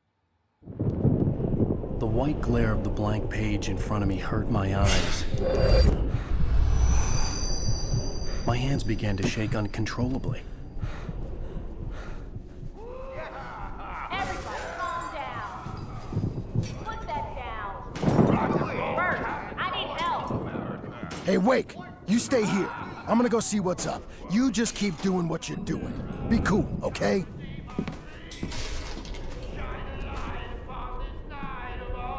I didn't know what the chaos was all about, but it could be my only chance of getting out of here. Where the hell did he get a damn hammer? I don't know. Here's a friendly poke from the old witch. Oh, afraid of the crazy brothers, are ya? Not so weak now, are we?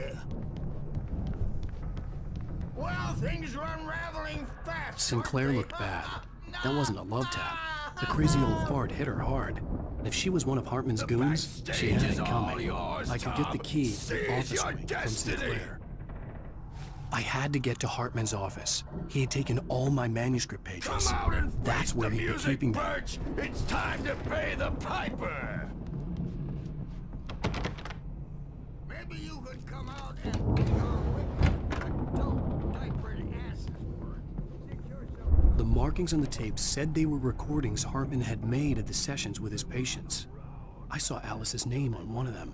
For a moment, I couldn't breathe right. Now, Mrs. Wake, can you tell me about Alan's problems? He's more and more out of control all the time. The parties, he's so angry all the time. He's getting violent. Do you mean with you? No, not with me. No, never. Sometimes I almost wish Alan would take a swing at me, because at least that'd lead to a conversation he couldn't just march out of. But no.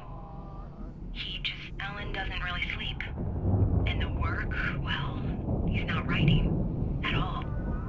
He sits there for hours and just gets more and more frustrated. And I can't talk to him. Yes. Tell me, Mrs. Wake, what would you say to him if he'd listen? I don't know. I want to say, I look at you, and it's not you. Just some stranger who resembles you. Looking out from behind your eyes, and I don't like that guy much. And now it's all gonna go to hell. But you don't ever say this. No. I've tried, but he's not listening. He's too deep in his own problems, always going on about something else. I'm so afraid I'm gonna lose him, and we're not even talking anymore. He doesn't let me in anymore. He just keeps me in the dark. I'm so alone here, even when he's home. Please help me, Doctor, because I'm at my wit's end. Well, if you can just get him here, I'll absolutely do my very best. Yeah, but Doctor, you need to be careful with him. He's not just going to listen to you and cooperate. He's the most stubborn man I've ever met. Well, I'll be sure to bear that in mind. Hearing her voice, what she was saying made me happy and sick and guilty all at once. Worst of all, I recognized the words. The phone call from her. It had been a cut-up of this. Just a recording.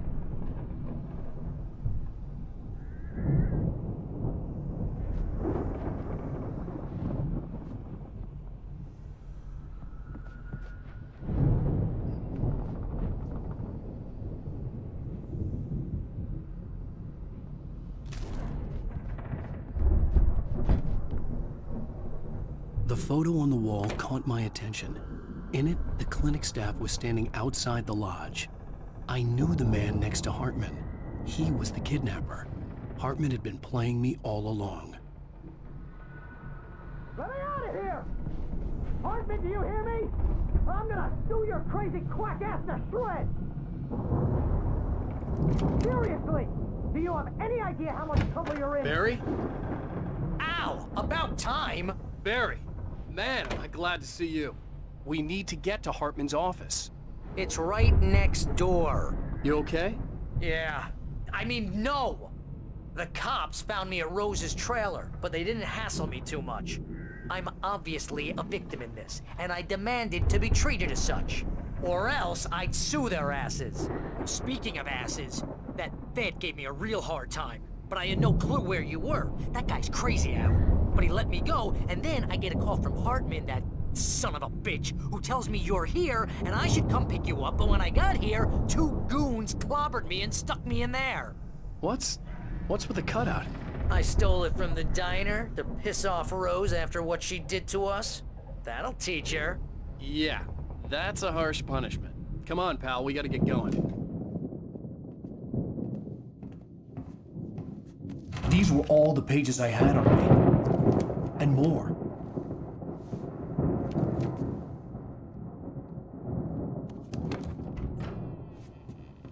Alan, please. You're sliding back into the... Tell me one more lie and I'll shoot you in the face. Ah, well, it was worth a shot. Really, Wake, come on.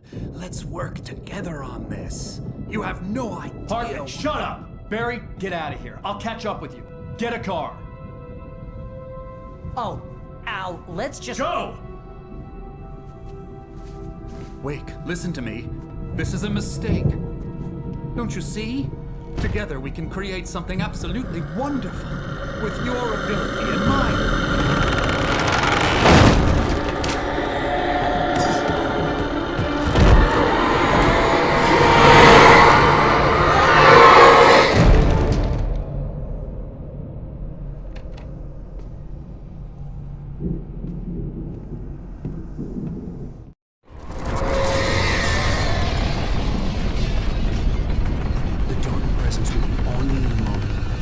to find a way out.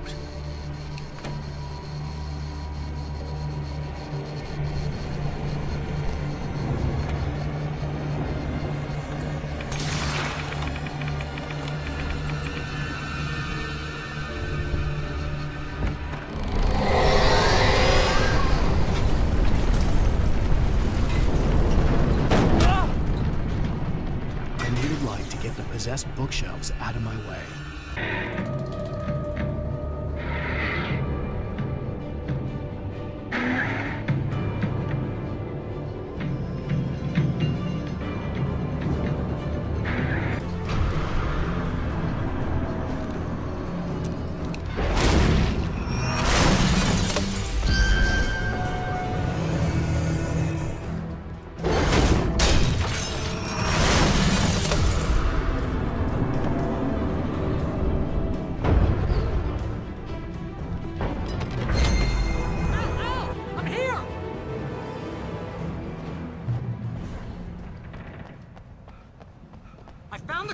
But the gate's locked. You're gonna have to go through the hedge maze over there.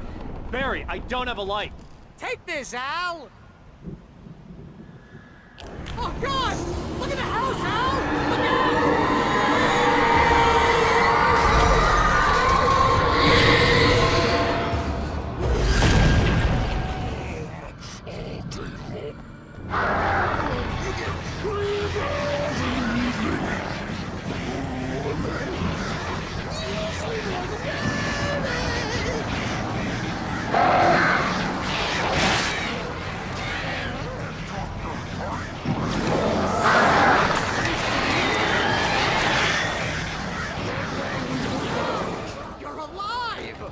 Let's get out of here. Can you open this gate?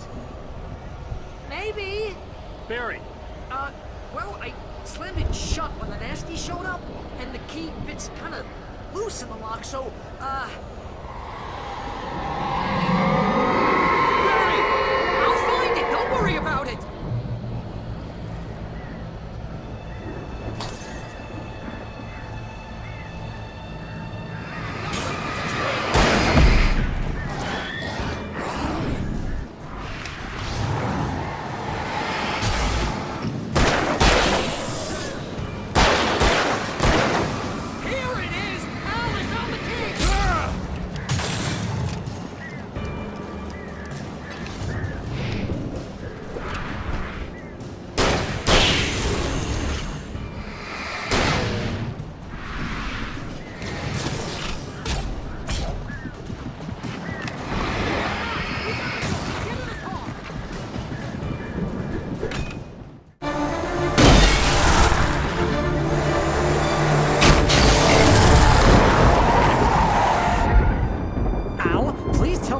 For the nearest, "You're now leaving Braight-Fallz. Come back soon" sign. We're going to the Anderson farm. I knew you were gonna say something like that. You know what? You owe me big time for this. When this is through, if we make it, I don't care what anybody says, I'm done with darkness. You're gonna buy me a tanning bed as a gift, and I'm gonna live in it.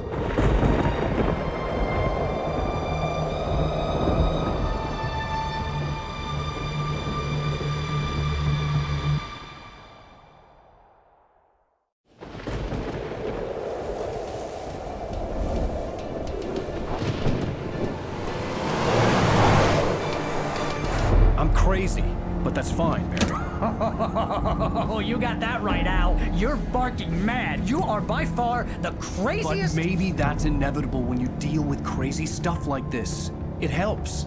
This is happening, Barry. Alice, they never had Alice. She's trapped in the darkness at the bottom of the lake, but she's not dead. Al, how can you know that? I know, Barry. I can... Al, No, listen. I can bring her back. I can find her. There's something special about this place. The lake, it does something to the works of art created here. It makes them come true.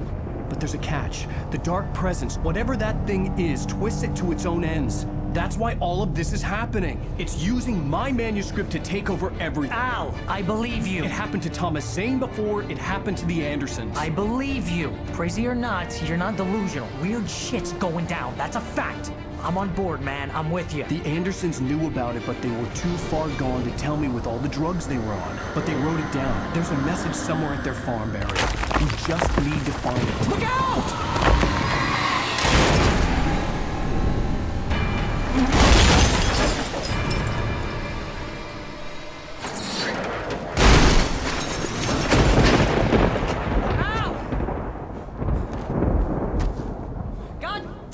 talk to me!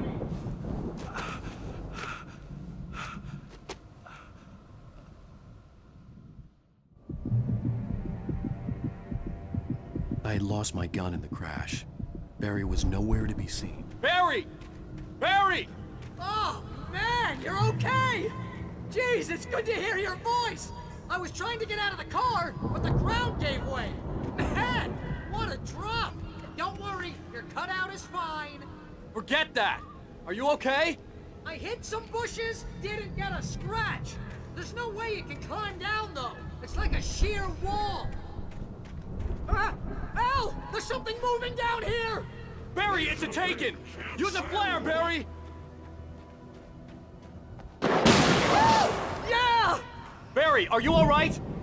I'm good, Al! I'm great!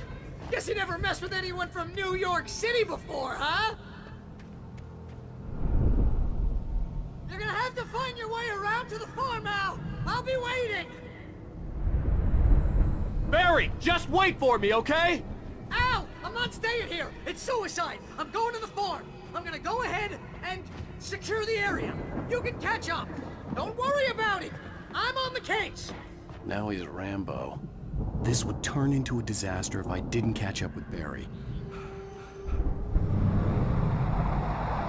A car was driving away from the farm, headed in the same general direction as I was. For all I knew, it was Barry, caught in the consequences of leaping before looking. The car was heading for the cabin up ahead. It wasn't far. If it was Barry, I would see the damage soon.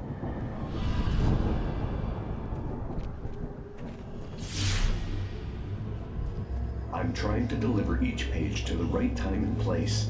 I'm trying to show you how the story goes. I had seen glimpses of the light before. I had seen it in my dream. It was a strange spaceman or a diver in a bulky suit. He was the one who'd been placing the pages on my path. Hello? Anybody here? Barry!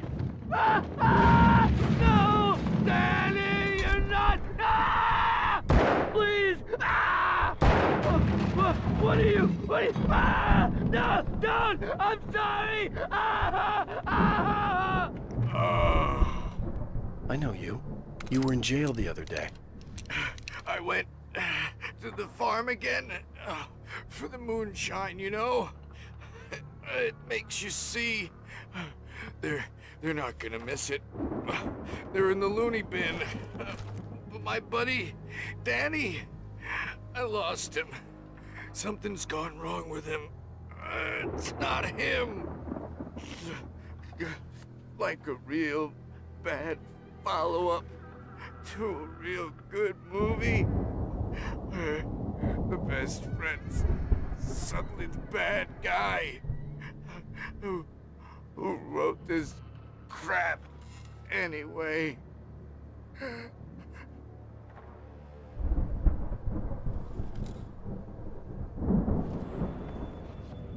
I've run through every possible course in my head. If I continue like the Dark Presence wants me to, the story I'm writing won't save Alice. It's a horror story, and it's going to kill her, and me, and everybody in this town. No one will survive. Darkness will consume everything. This is what it's wanted all along. It will be free, unstoppable. It used Alice to get to me, dangled her in front of me to keep me going. It was never going to release her. I'm going to change this. I'll escape. I've written myself into the story. I'm now the protagonist. This feels like a terrible risk, but it's the only way to save Alice. I'll be bound by the events of the story just as much as anyone else who's been woven into it. The story must stay true for this to work. There have to be victims along the way, near escapes, cliffhangers. In a horror story, it can't be certain that the hero will succeed or even survive. He almost has to die. I'll write my own escape into the story next. I need help. Zane's going to be the one who will help me. I'll make it happen.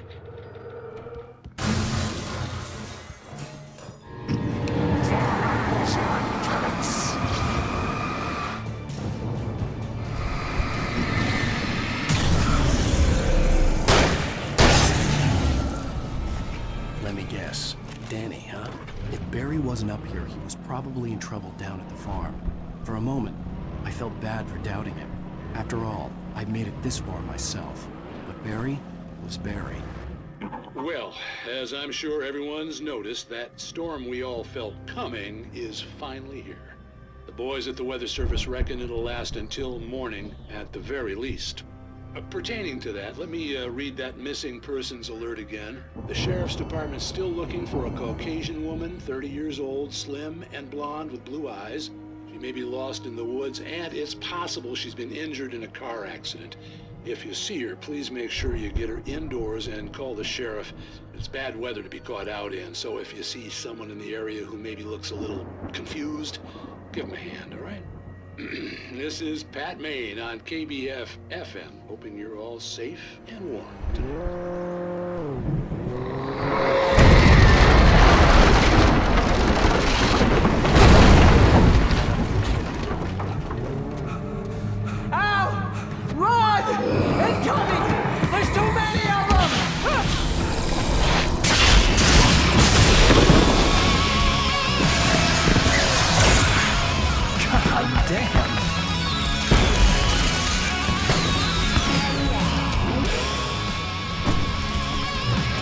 Glad you decided to go it alone, Mr. Bronson. Shut up and shoot! Ow! We have to fight them all! I can tell I'm throwing the firewood over here and help you out! Hey,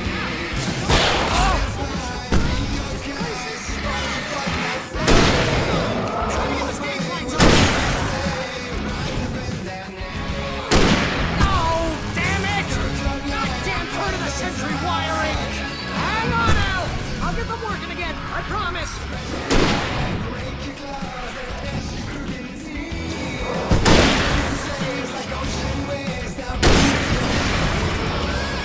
Al, please don't let me die!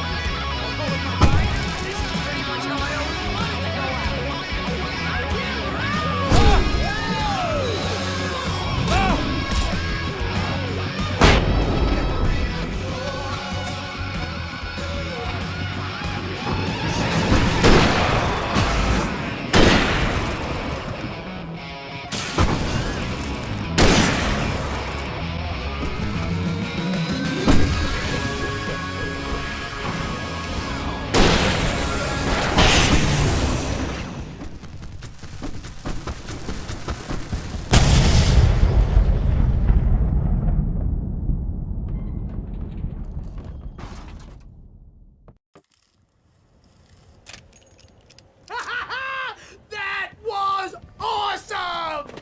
Braight-Fålls, rock and roll capital of America.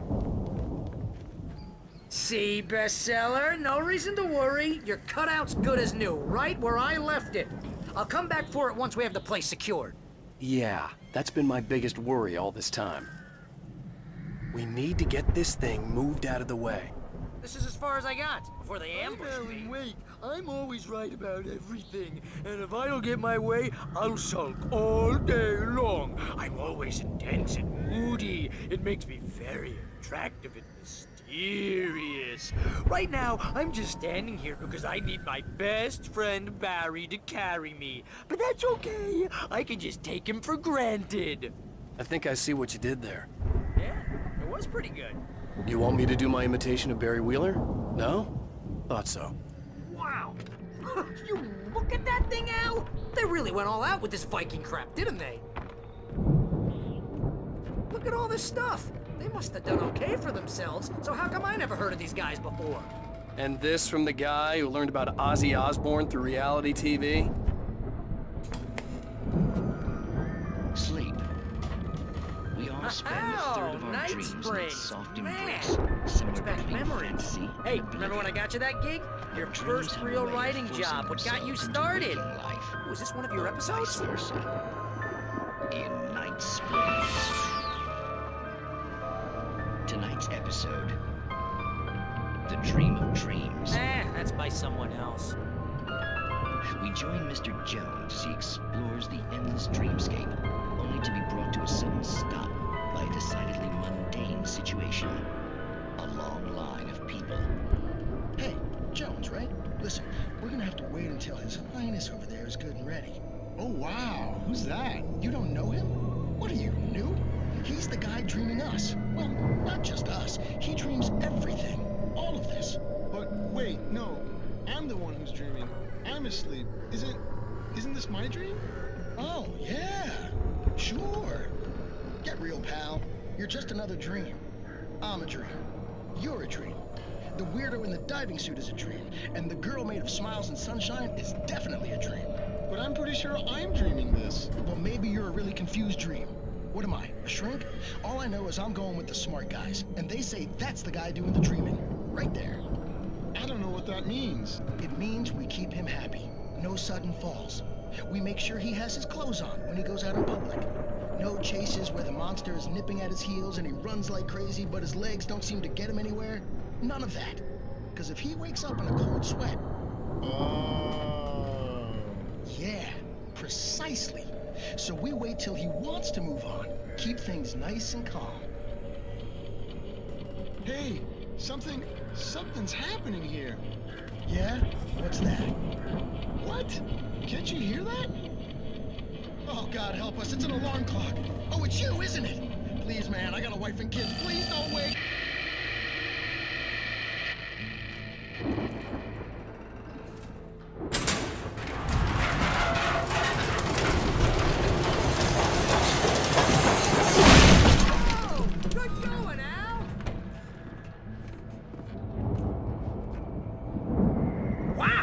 Those geezers had quite a production going on. Ooh, you know what, Al? If we make it through this alive, I'm gonna start representing them. Yep, sell this stuff online, maybe get a reality show going, release a new single. Good luck with that, pal. Hey, you find us a way out here, okay? I'm gonna take a closer look at this As you stuff. regular listeners know, I tend to work through the night, but I'm not the only one. Deputies Mulligan and Thornton are taking a couple of moments off their busy schedule to join me here in the studio.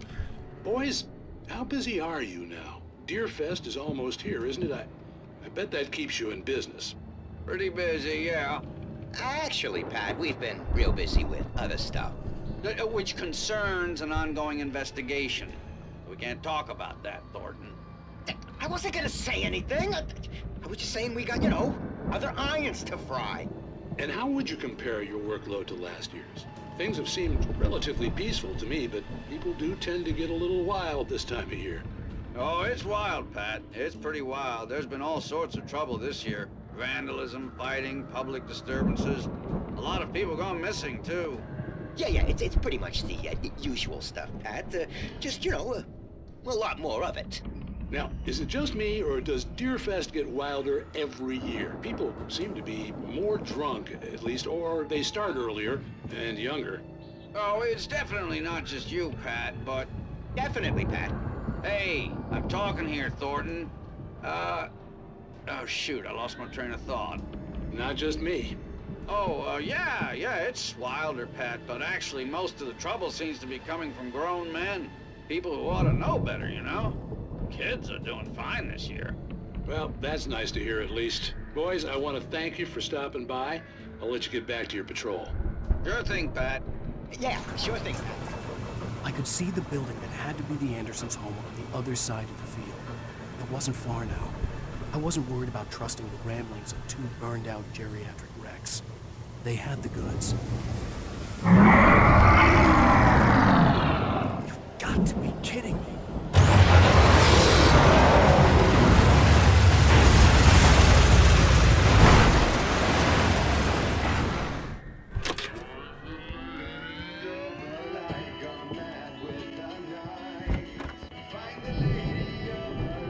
Can you hear that, Al? Music? Of course. We need to find where it's coming from. That's the message the Andersons talked about. That's the whole reason we're here. Lady of the Light? Oh, that's gotta be... What's-her-face? The crazy lamp lady from the town. Cynthia Weaver. Right. Must be.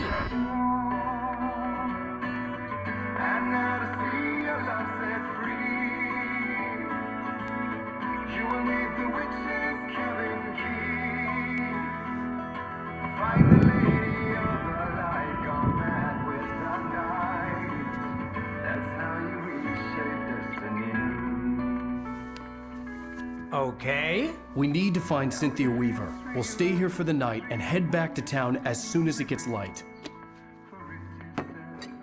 Hey, Al. Lots of hours before dawn.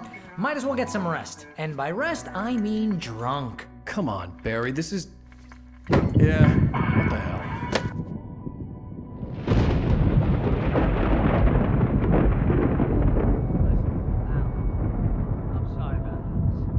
Seriously, because I know we don't get along, but we're gonna find her, right?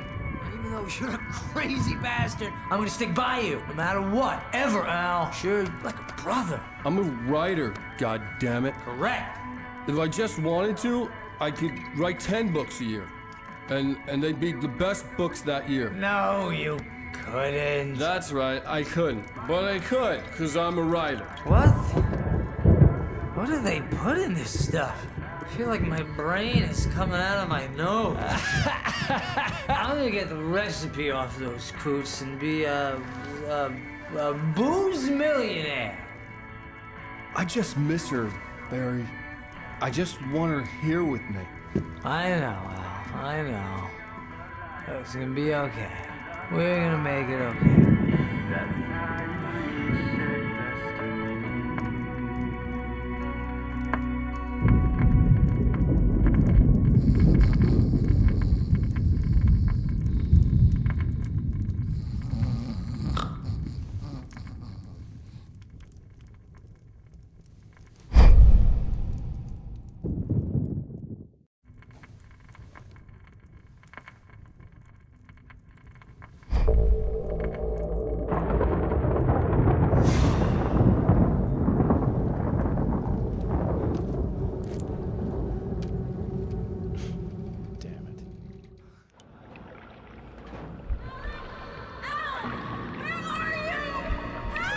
Alice, I'm coming!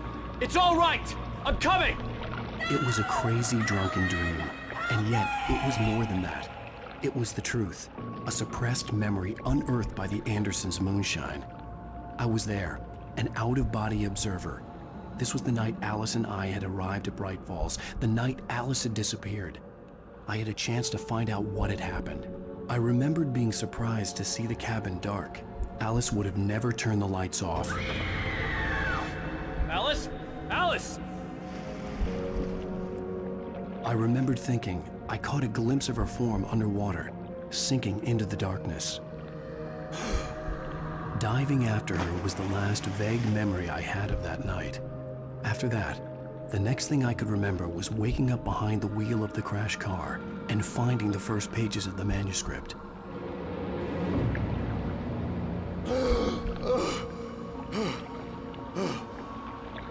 I couldn't find her in all that blackness. I must have thought she drowned.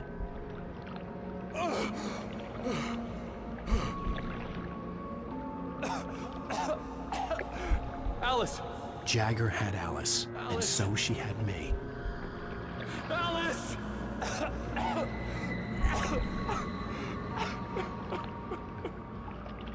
I'd been easy prey. Look at the cabin. Is there someone in the window?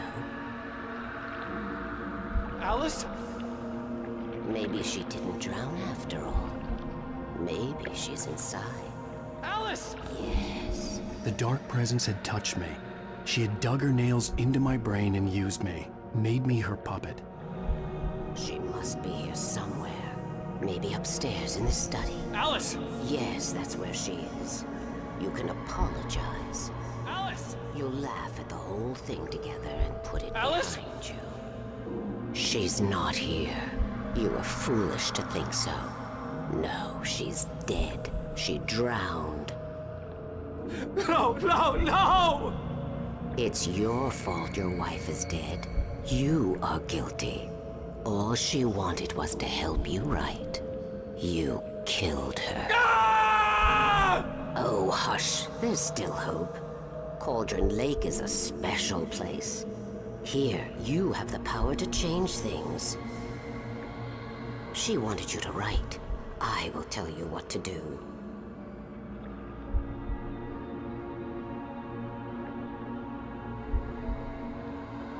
You can write her back. The story will come true, and all will be well again. She had Alice, and the manuscript was the ransom for her.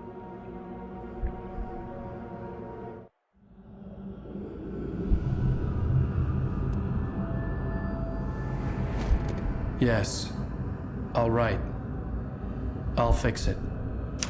I'll bring her back.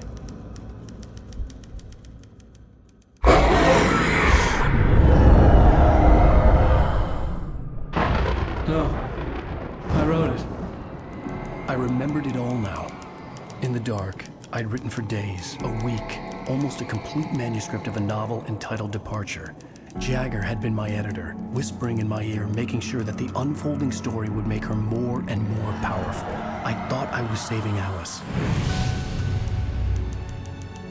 Even with the cobwebs she put in my head, some part of me had been aware enough to write my escape into the story, to bring a light into the cabin to release me before I could finish, to interrupt the horror story before the ending, where darkness consumed everything and everyone. Zane was weak and far away, but I had written him into the story, and his light had been enough to set me free. It isn't here now. I'm here because it was written. I brought the light to set you free. You must hurry. It will know I'm here. It will be back soon. It stole the skin of my Barbara a long time ago. She looks so old.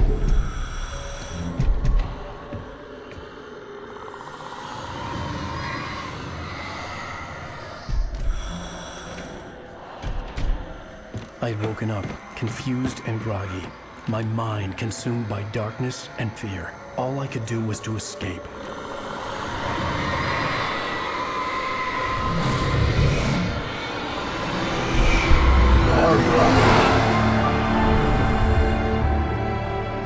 The week spent in the cabin had taken its toll. I was barely conscious and fading fast. It had to have cost Zane terribly, thrown him even deeper into whatever dark place he now haunted. But he had managed to weaken the dark presence, kept me safe that night.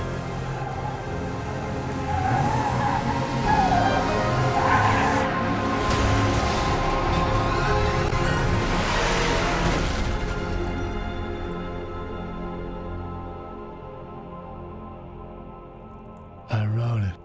It's my fault. That's right, James Joyce. It's your fault, and you're gonna pay for it. Well, we're expecting a record crowd from the neighboring counties. Naturally, we hope to break the record set by last year's Moose Fest in our neighboring town, Watery. Ladies and gentlemen, some people have asked me, what's the big deal about Deer Fest? And I think that this sums it up. It's about friendship and community. We've got a great party coming up, but let's try to hold it in until tomorrow and get through the night in one piece, all right?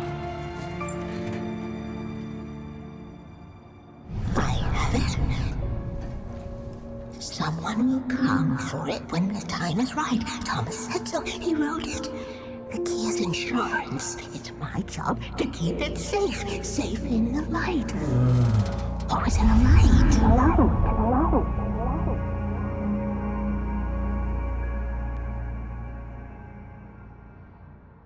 All the manuscript pages were gone. The FBI agent had taken them. I think my tongue just took a crap in my mouth. Ugh. Oh, wait, we're in jail now? Oh, Al, this is not good. That about sums it up.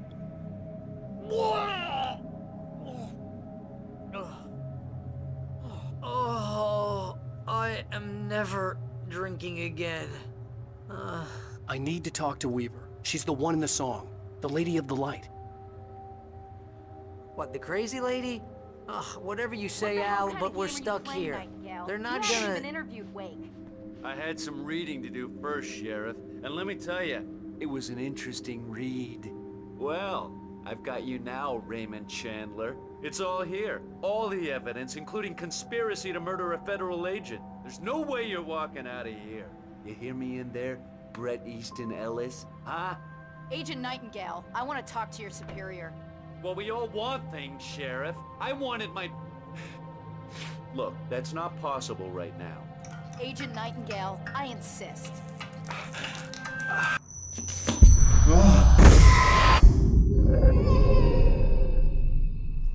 Wake, what's wrong? Lady, are you stupid? It's a trick. It's an obvious trick. Okay, I've had enough of this crap. Wake, I'm gonna trust you with this. You're joking. Agent Nightingale, your opinion would matter more if you were sober and if I actually believed you were here on official business. Whoa! Get back in the cell, Stephen King. The only way you're leaving this place is over my dead... Wait a minute. I know Oh my God! Light. We need light. It's the only way to fight this thing. In my office. I've got your things there. Follow me. Oh man, we're sitting ducks with the lights out. Stay cool. I can get the emergency power on. Here are your things. Wake, what do I need to know? What do you need from me? They can be hurt in the light, only in the light. And I need to find Cynthia Weaver. She can help me stop this. Light. Check. Cynthia. She lives in the old decommissioned power plant. I can get you there pretty quickly in the rescue chopper. Come on, let's get back to your friend. Wheeler, I need you to stay here. What? No. We're going to fetch our ride, but I have friends who need to be warned about this, and I can't be in 2 places at once. I need your help. Well, okay. Here's a list of people and phone numbers. I need you to call them and tell them you have a message from me. Night Springs, okay? They'll know what to do. Night Springs? Like the TV show? Gotcha. Oh, hey, that radio guy is on the list, Maine. Who's Frank Breaker? He related to you? My dad. Hey, is this like a secret society? Can you do this? You'll be safe here. The backup power's on. These guys need to be alerted, just in case we don't come back. You'll come back for me though, right? As soon as we get the chopper ready. Thanks, Wheeler. I owe you one. Okay, let's go, Wake. Through the back. My hangover wants a pizza. You think there's any way I could order one, Al? Oh, hell. Whatever took Nightingale must have broken the gate controls. We can't reach the gate's control box from here. We need to get to the other side over the rooftop. I'll go. I'll open the gate for you once I'm across. You stay here in the light and cover me, Sheriff, okay? Hey, Sheriff! Your password. Night Springs? What's that all about? It's a stupid joke we have. That Braight-Fålls is the original inspiration for the TV show. This town can get weird at times. Never this weird, though. Hey, wait! The gate, remember? You have to open it for me! I couldn't leave without the Sheriff. She was my ticket to Weaver. What am I, an electrician? Hold on!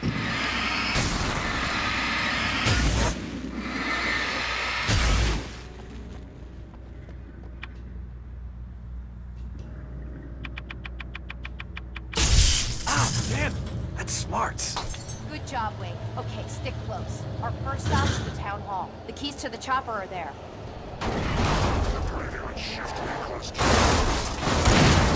I lost the bird!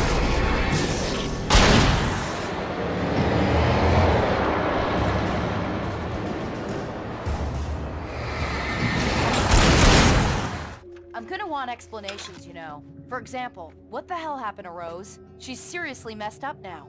The same thing I think happened to me after I arrived. During this week, you can't remember? Oh, I remember now. Okay, someone's messed with the fuse box here, but you should be able to jury-rig it while I find the keys. I already got electrocuted once today. How about I look for the keys and you get burned for a change?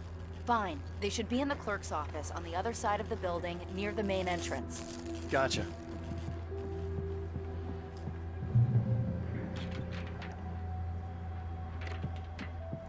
The keys aren't upstairs, Wake.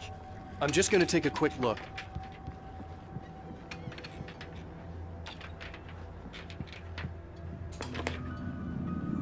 Freedom. A fusion of vigilance, conscience, and uncompromising clarity of vision.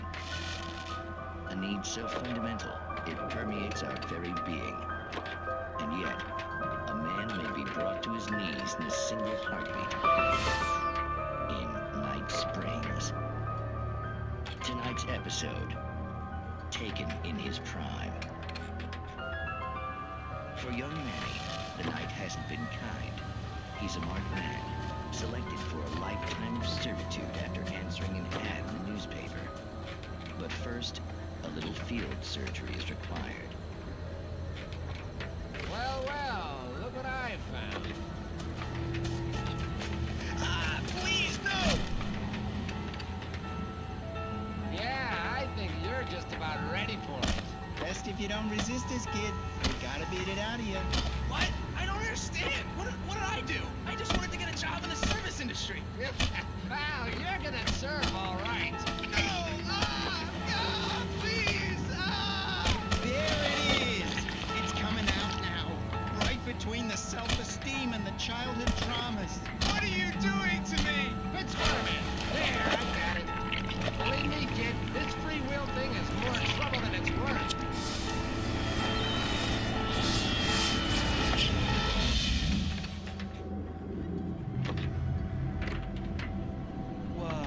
What was that?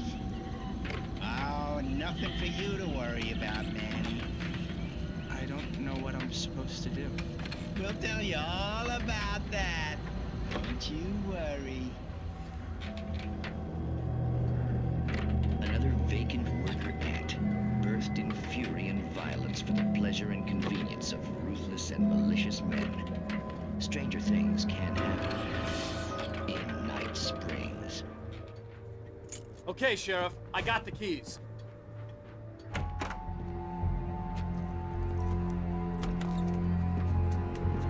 Barry? Why isn't he inside? Oh, God. Oh, God.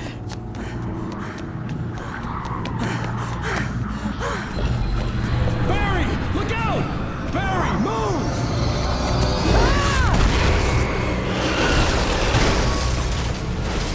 Barry! He made it inside, Wake. He's okay.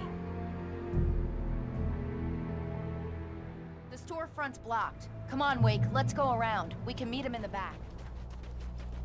We can make it through the bookstore. Wheeler should be waiting for us in the backyard. Down or I'll call the sheriff. Oh, hi, Doc. I've got it. Don't worry about it. Sarah, about time somebody showed up. All this shooting in the air is idiotic. One of these days they'll kill somebody. And over Deerfest. I know. Go back to bed. He's got a point, Wake. Look, this town can't take this. It's me they want. The sooner I get out of here, the sooner you can all get back to life as usual.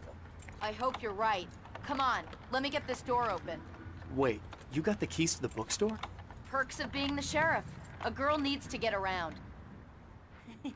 They're really taking advantage of your presence here, Wake.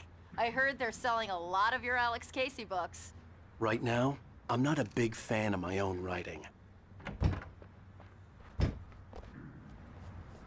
I don't see Barry. Look, Wake, maybe that's him. That's the way to the chopper. I'm gonna give Pastor Howard a piece of my mind about this lock. Ugh, I told him to get it fixed. Here they come. Labor. Let's take a break.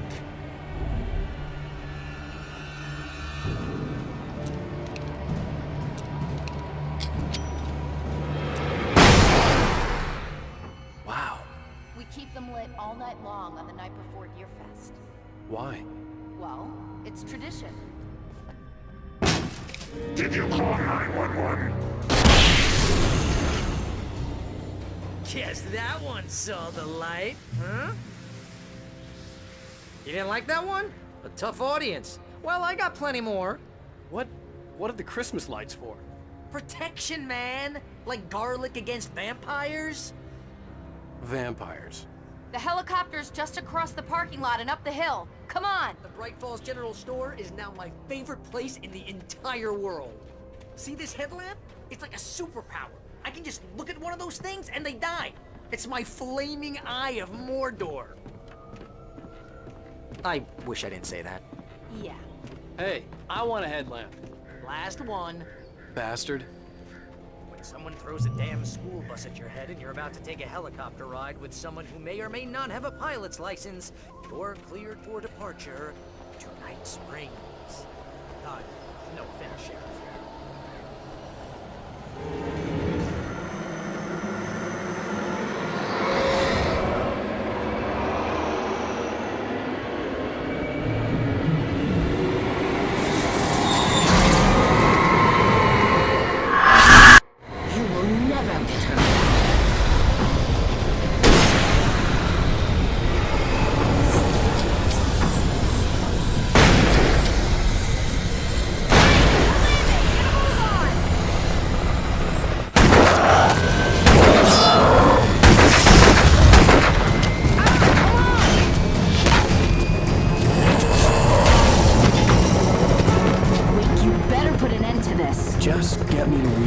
Sheriff, you're taking a big chance on a local crazy lady, Al. I hope you're right about her, or we can kiss this town goodbye.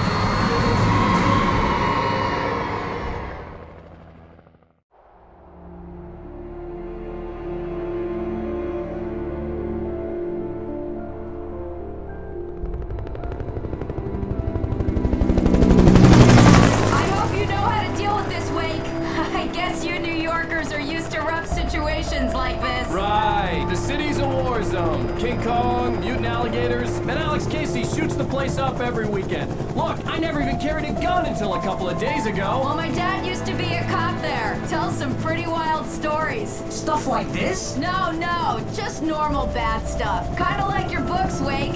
I used to tease Dad that he was just like Alex Casey. You've read me. Oh, sure. You're a pretty good writer. A little heavy on the metaphors, maybe. Nobody's ever said that before. We're coming up on the power plant. See the lit building over there? And that's the dam further up the river. I can't land here. I'll take her down the road across the river. Just get me there, Sheriff.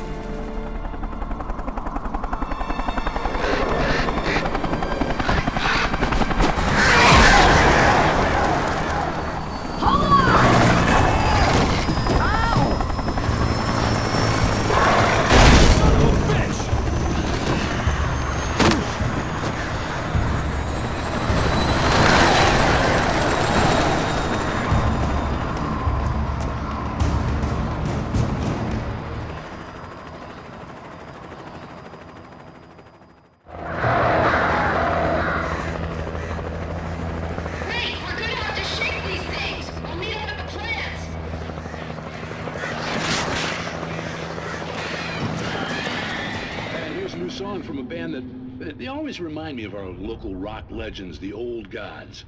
I couldn't tell you why. I guess it's just, one of those things. Anyway, here's Poets of the Fall and their latest single. Are we men dreaming of being butterflies, or butterflies that dream of being men? Such philosophical concerns are by necessity abstract. And yet, some of us can find concrete proof of the nature of our existence in Night Springs. Tonight's episode, an absence of creativity. Hello, Martha. What did you want to show me? Oh, Lydia, thank God you're here. Please, it's in the basement.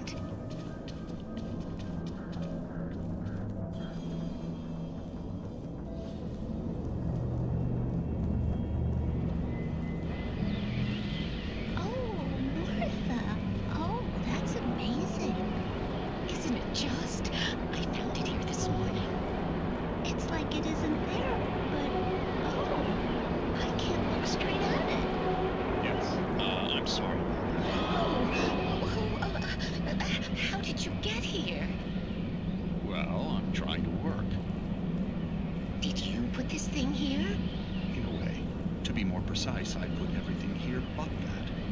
Really? But what is it? Oh, I guess the temptation is to call it a hole, but it's really an absence, a profound lack of reality. In Martha's basement? Yes, I was doing so well, too. I came up with 2 old ladies and put something really weird in the basement. It was a great start. I'm completely blocked now. I can't imagine what I was up to. Well, surely it's just an ordinary basement. Is it? Why did you call your friend here, then? Well, I don't know. Oh, well. Couldn't you just ignore it? Oh, no, I couldn't do that. It would probably turn into a plot hole. Might be one already. Could sink the whole enterprise. Oh, my. Listen, ladies, not to be rude, but I'm really not at all sure where I'm going with this, and you're just not helping. You should just go back upstairs for a cup of coffee while I try to figure out what I'm up to. Well, if you think that's best. Maybe I should just stop here. Or is that too moronic? Is that too moronic? Indeed. Who can tell? It's a fine line between the stupid and the sublime. Night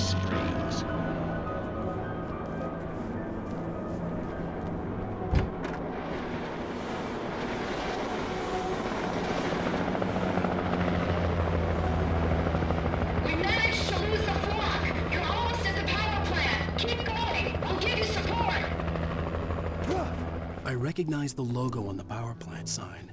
I'd seen a version of it painted all over the area, signifying hidden caches of supplies.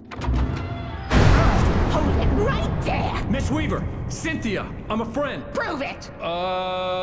You knew Zane, Thomas Zane. You're the Lady of the Light in the song. You can help me. About time. Young man, I've been waiting a very long time for you. It's in the well-lit room. Excuse me? What you'll need to drive the darkness back. The well-lit room is at the dam. I built the room to keep it safe. Will it help me find Alice? Will it get me back to the cabin? Fine, let's go. I can get my friends to come back with the helicopter. Oh, we won't go outside. Never at night. That's rule number 1. You've been breaking the rules, young man, and where has that gotten us, No, I have a secret route, a lit route, an old water pipe. Something was damaged at the transformer yard. It's draining all the reserve power. Without it, the pipe will go dark. The power to the yard must be cut. Let me guess. You want me to design these things? You need to go. I knew them both, Tom and Barbara. I had such a crush on him. Such a beautiful man. I was jealous. There was a part of me that was maybe a little glad when she had the accident. And then Tom started writing and woke the darkness up. He tried to bring her back, but you can't do that. There are no free rides like that. I'm starting to realize that. In that case, young man, perhaps you're a smarter man than Tom was. The witch looked like her, but it wasn't. Barbara was sweet. He didn't understand until it was too late. He tried to undo it, wrote himself, her, everything he'd ever written out of the world. Oh, he was so famous. And afterward, no one knew. Oh, Tom. He left only one thing behind in my game, in case it happened again. Insurance. He trusted me.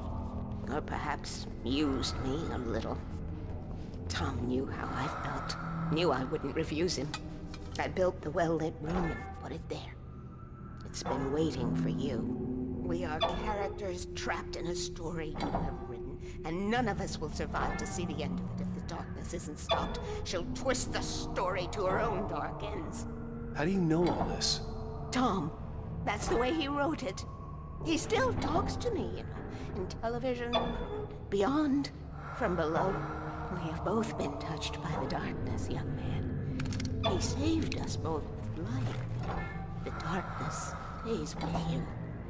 You sustain.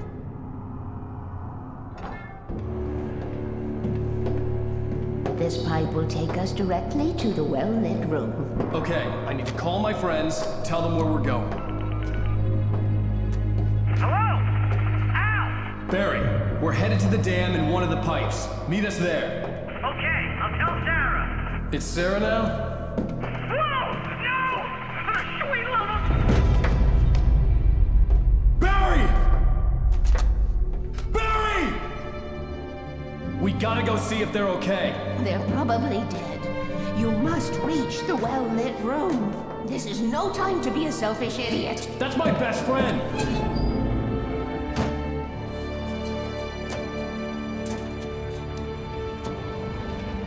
Well, be a fool. I'll use the pipe. I'll meet you at the dam if you make it.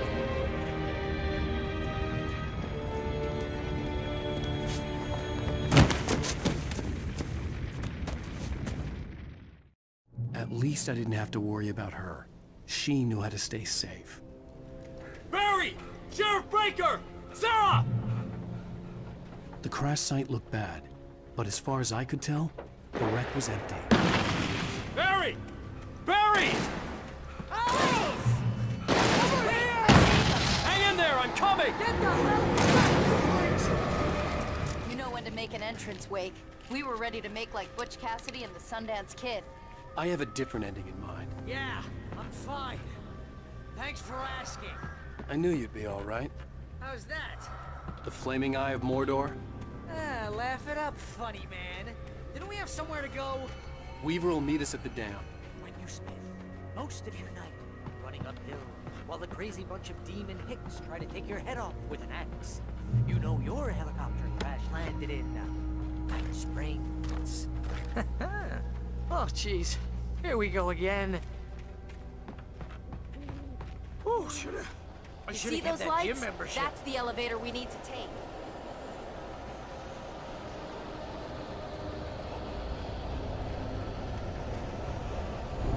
You can't beat something moving out there. What the hell is that thing? It's everywhere! Hey, ow, I got a bad feeling. Let's keep our eyes open.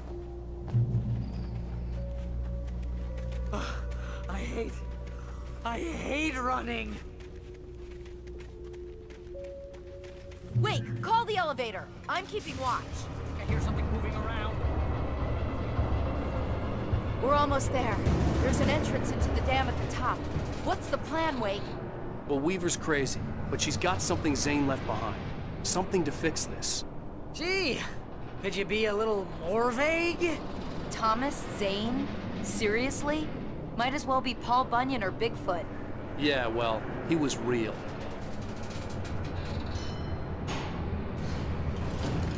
I think something's broken. Hold the button down so we can get in.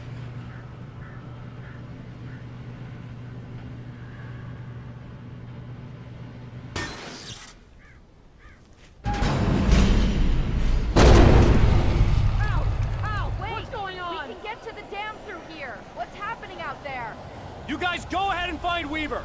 She should be in the dam now. I'll have to make it alone through the top. Okay, wait. Good luck. Don't get yourself killed. Ow! Please, be careful. I'll take good care of Barry, Wake. You just look after yourself.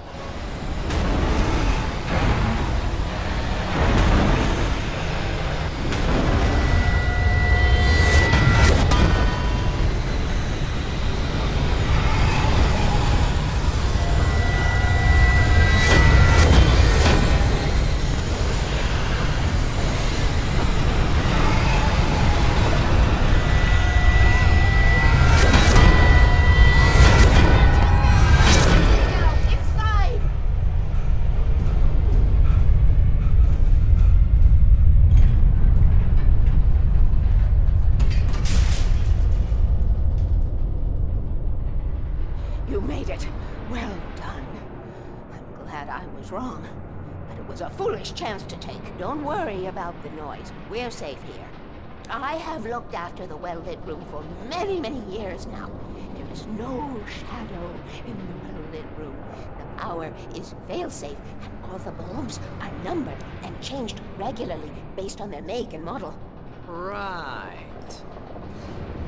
There's an old army base at Raincoat Point, north of here. It was active during the Second World War. They operated here back then. They must have built this. Yes, they did. It's my place.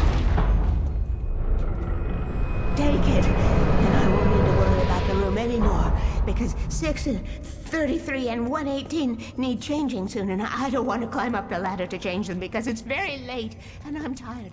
And if you take it, I won't have to do that anymore. The page was autobiographical, a memory from my childhood. But I didn't write this. It was a page written by Thomas Zane. None of them were supposed to exist anymore. Alan, 7 years old, would fight sleep to the bitter end. When he did sleep, he soon woke up, screaming, the nightmares fresh in his mind. One evening, his mother, sitting by his bed, offered him an old light switch. She called it the clicker, and flicking the switch would turn on a magical light that would drive the beast away. To imbue the talisman with all possible power, she added that it had been given to her by Alan's father. Alan never knew him, and anything of his took on mythical proportions in his mind. With the clicker firmly in his hand, Alan finally slept like a baby. Now, almost 30 years later, Alan thought of this as he stood on the rim of Cauldron Lake, the clicker in his hand. He took a deep breath and jumped. My mind swirled. I'd given the clicker to Alice, yet it was here. Zane had written it into existence, in a story I had written. I can get to her now. I can finish this. No!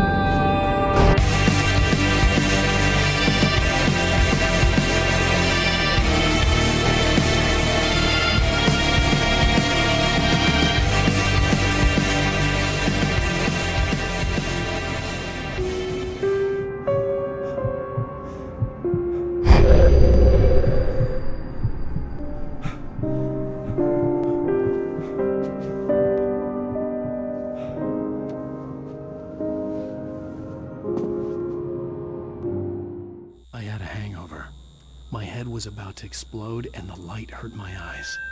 I needed my sunglasses and painkillers to dull the pain.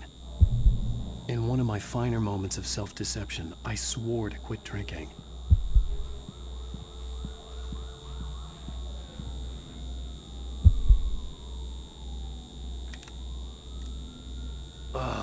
The sunglasses made the world look bearable. Now I could keep my eyes open without feeling like a vampire in the sun. Pills worked fast. The prospect of being awake started to seem bearable again.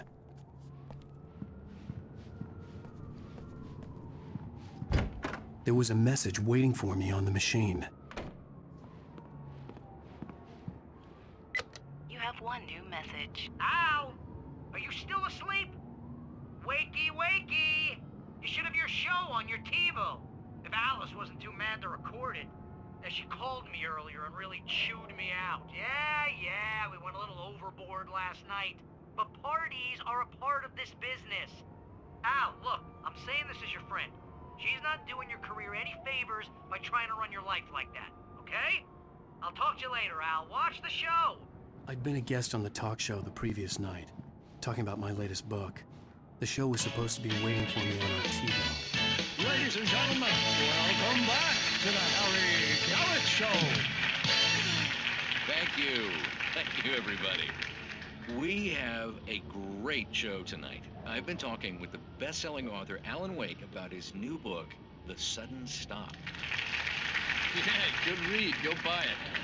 No, it is a good read. Look, I'm gonna be honest here. Is that wise? No, but I'm gonna do it anyway. I got people who give me the lowdown on books. I'm a busy guy. But this one, I actually read from cover to cover. I mean, I'm a big fan. Wow, thanks. Now, this might be a spoiler for those who haven't read the book yet. Based on the sales figures, the 2 people out there who haven't read the book yet. But this last book is all about the death of the main character, the hard-boiled New York detective, Alex Casey. Now, there's been a lot of outrage about this. Why the hell did you kill Casey? What the hell were you thinking, man? Good riddance. No, seriously though, 7 years and 6 books is a long time. He was a gloomy guy to spend all your working hours with, and it was a good run. But it's time to explore new things. My next book will be a departure from the old for me. You selfish bastard, always thinking of yourself. Well, you've certainly given us a lot of entertainment over the years. And now that you mention it, Casey was a gloomy guy. Never had much luck with his love life with the ladies. Was that autobiographical in any way? Yeah, no kidding. Casey's lady friends tended to die on him. With Casey, it was all about his pain.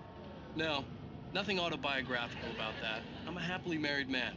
My wife is my muse. Well, congratulations. That's great to hear. So, how's the publicity tour been treating you? Good. Great. But I gotta say, I'm glad to be back home in New York. Well, you've certainly been on the news a lot lately. Lots of parties and, you got into a fight with some paparazzi. Oh, man. Well, that guy was really in my face. I lost my temper. I know that wasn't cool. You are famous for that temper. Well, I did also write several books. Well, your latest novel is called The Sudden Stop, and it's in bookstores now. Go get it. That means the 2 of you out there who haven't bought it yet. Ladies and gentlemen, that's all we have for you tonight. I want to thank all our guests for the evening. Alan Wake, Sam Lake. Once more, do the face for us, Sam. There we go. And our musical guests, Poets of the Fall. Thank you, and good night. At least I'd been funny. I told myself I could live with that. Hey, honey. Did you watch the show? I didn't say anything stupid if that's what you want to know. Okay, Grumpy. You want an announcement or something? Are you going to start with me about drinking now? You know what? I should have followed her advice, but suddenly I was angry. What? Now you can't even talk to me? Well, this morning I was angry because you said you'd be home at midnight and you showed up at 7 a.m. and passed out in mid-sentence. Now I'm over it. Are you angry? This goddamn tour. It's gotten out of hand. Oh, honey. It's almost over, right? We can get back to normal. Then you can start writing again. I'm sorry, honey. Alan, you're not thinking straight. Just take a shower and go back to bed, huh? Yeah, you're right, honey. I'm sorry. Once this is over, let's go away together. A vacation. Just you and me. Some peace and quiet.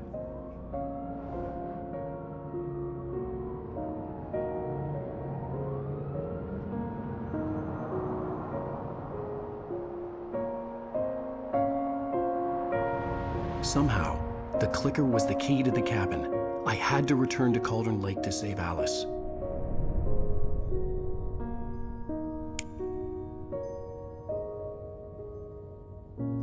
I'm going back to the lake to finish this. I'm going to write an ending to the story in the manuscript on my own terms, to make it all right. Why can't you just write it here? The last page is still in the typewriter. I need to read it first. Everything needs to be just right. Zane tried to cut some corners, and it didn't end well. Okay, ready when you are. I'm sorry, Sarah, but I need to do this alone. Barry, take her gun. Miss Weaver, close the door when I leave.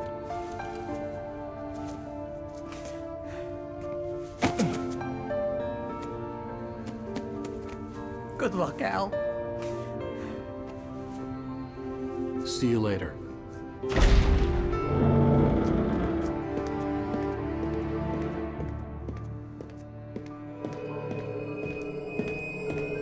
When I got out, it was warm and sunny. I'd flicked the switch of the clicker. Had it done this? I didn't stop to question it. I had to take advantage of the sunlight to get to the lake. On Zane's page, I'd stood on the rim of Cauldron Lake, about to use the clicker. That's where I was headed.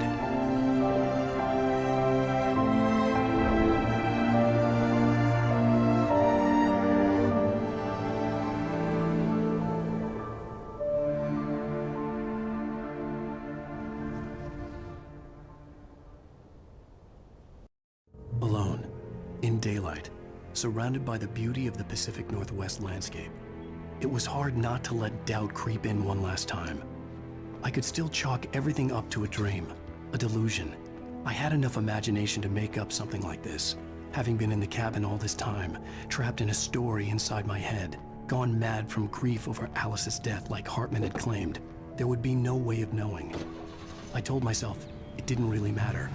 My course was set. The darkness had touched me.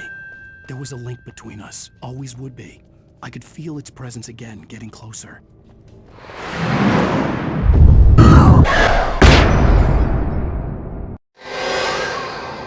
I will kill your wife.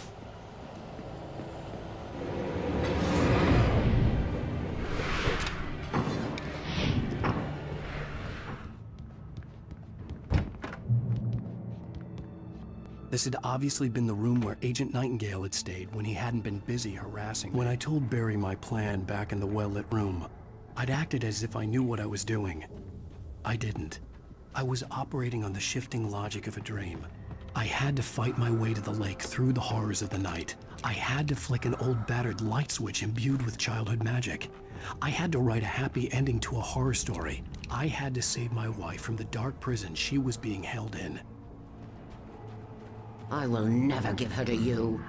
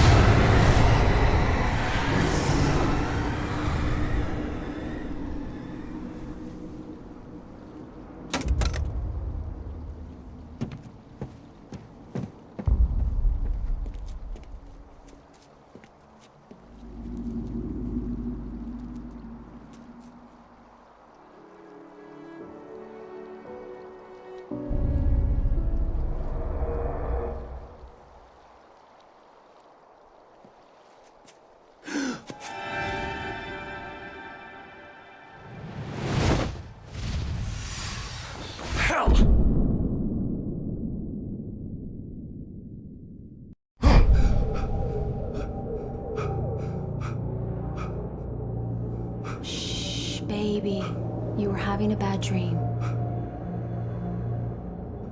It was just another nightmare. No. Everything's fine. You're home. It wasn't a dream. Everything's fine. Turn the lights on. Turn the lights on! Shh, baby. The power's out. There's no light. Come back to bed and I'll make you forget all about your fear of the dark. My fear? It's your fear. Why aren't you afraid? You're not Alice. Turn the lights on now. Where's the clicker? What did you do with it? Alan, you're scaring me now. Come back to bed. Have you taken your pills? Do you want me to call Dr. Hartman? I read your manuscript. It's brilliant. Departure is your best work yet. You're a genius. I'm so proud of you. Come back to bed. We'll talk more about it in the morning.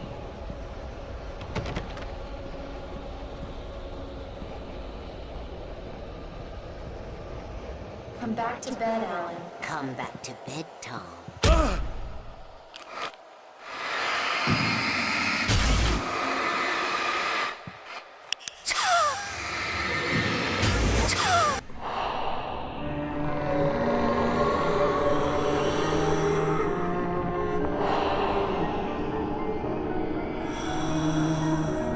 You must find your way to the cabin. It stands in your way. It won't let you pass.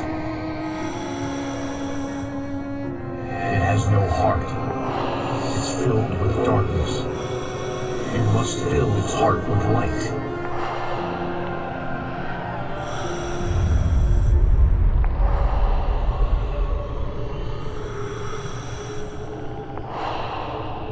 Don't mind him. He's Mr. Scott. Your friends will meet him when you're gone.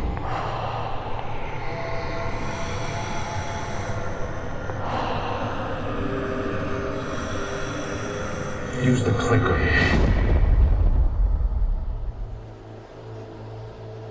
I'm leaving you. What? I'm leaving you, Alan. I met someone. I'm in love with someone else. Alice? No, what are you saying? You can't. You don't love me. How could you? You don't even love yourself. All you do is torture yourself with work you can't do anymore. No, I love you more than anything in the world. You're my muse.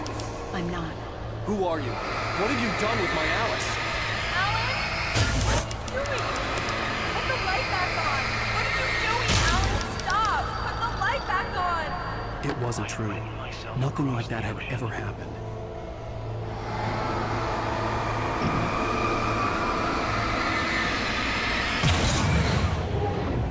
You're not my Barbara. Tom, let me go. I promise to be good. Please, untie me, you naughty boy. I will help you write your masterpiece. I will love you forever. No, you're not Barbara Jagger. I made a terrible mistake. I should have never written you back. You came back wrong. Your heart is filled with darkness. Put that knife away, Thomas! Put it down! My heart is filled with darkness. Cut it out. I'll take you back to the depths you came from.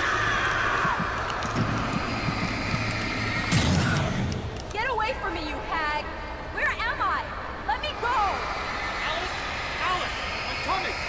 Your husband refused to do as he was told. All he had to do was write what I wanted him to write. Now it's too late. It's his fault. You'll stay here forever.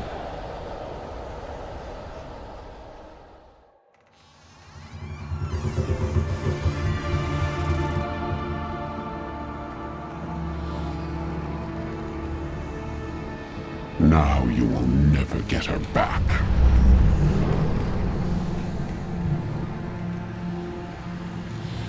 I am much older than you. Older than your first work of art. I will find a new face to wear.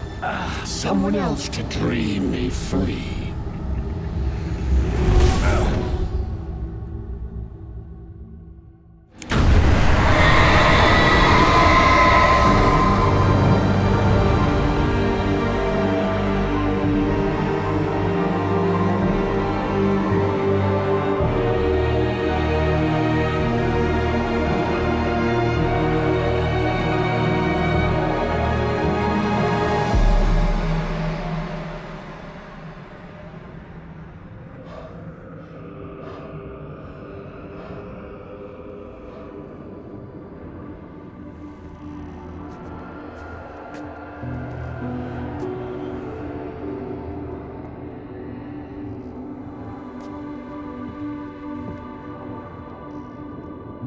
I could feel Alice's presence close by.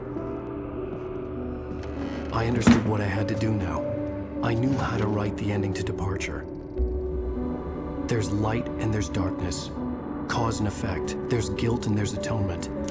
But the scales always need to balance. Everything has a price. That's where Zane had gone wrong. There's a long journey through the night back into the light. Alice? Alice?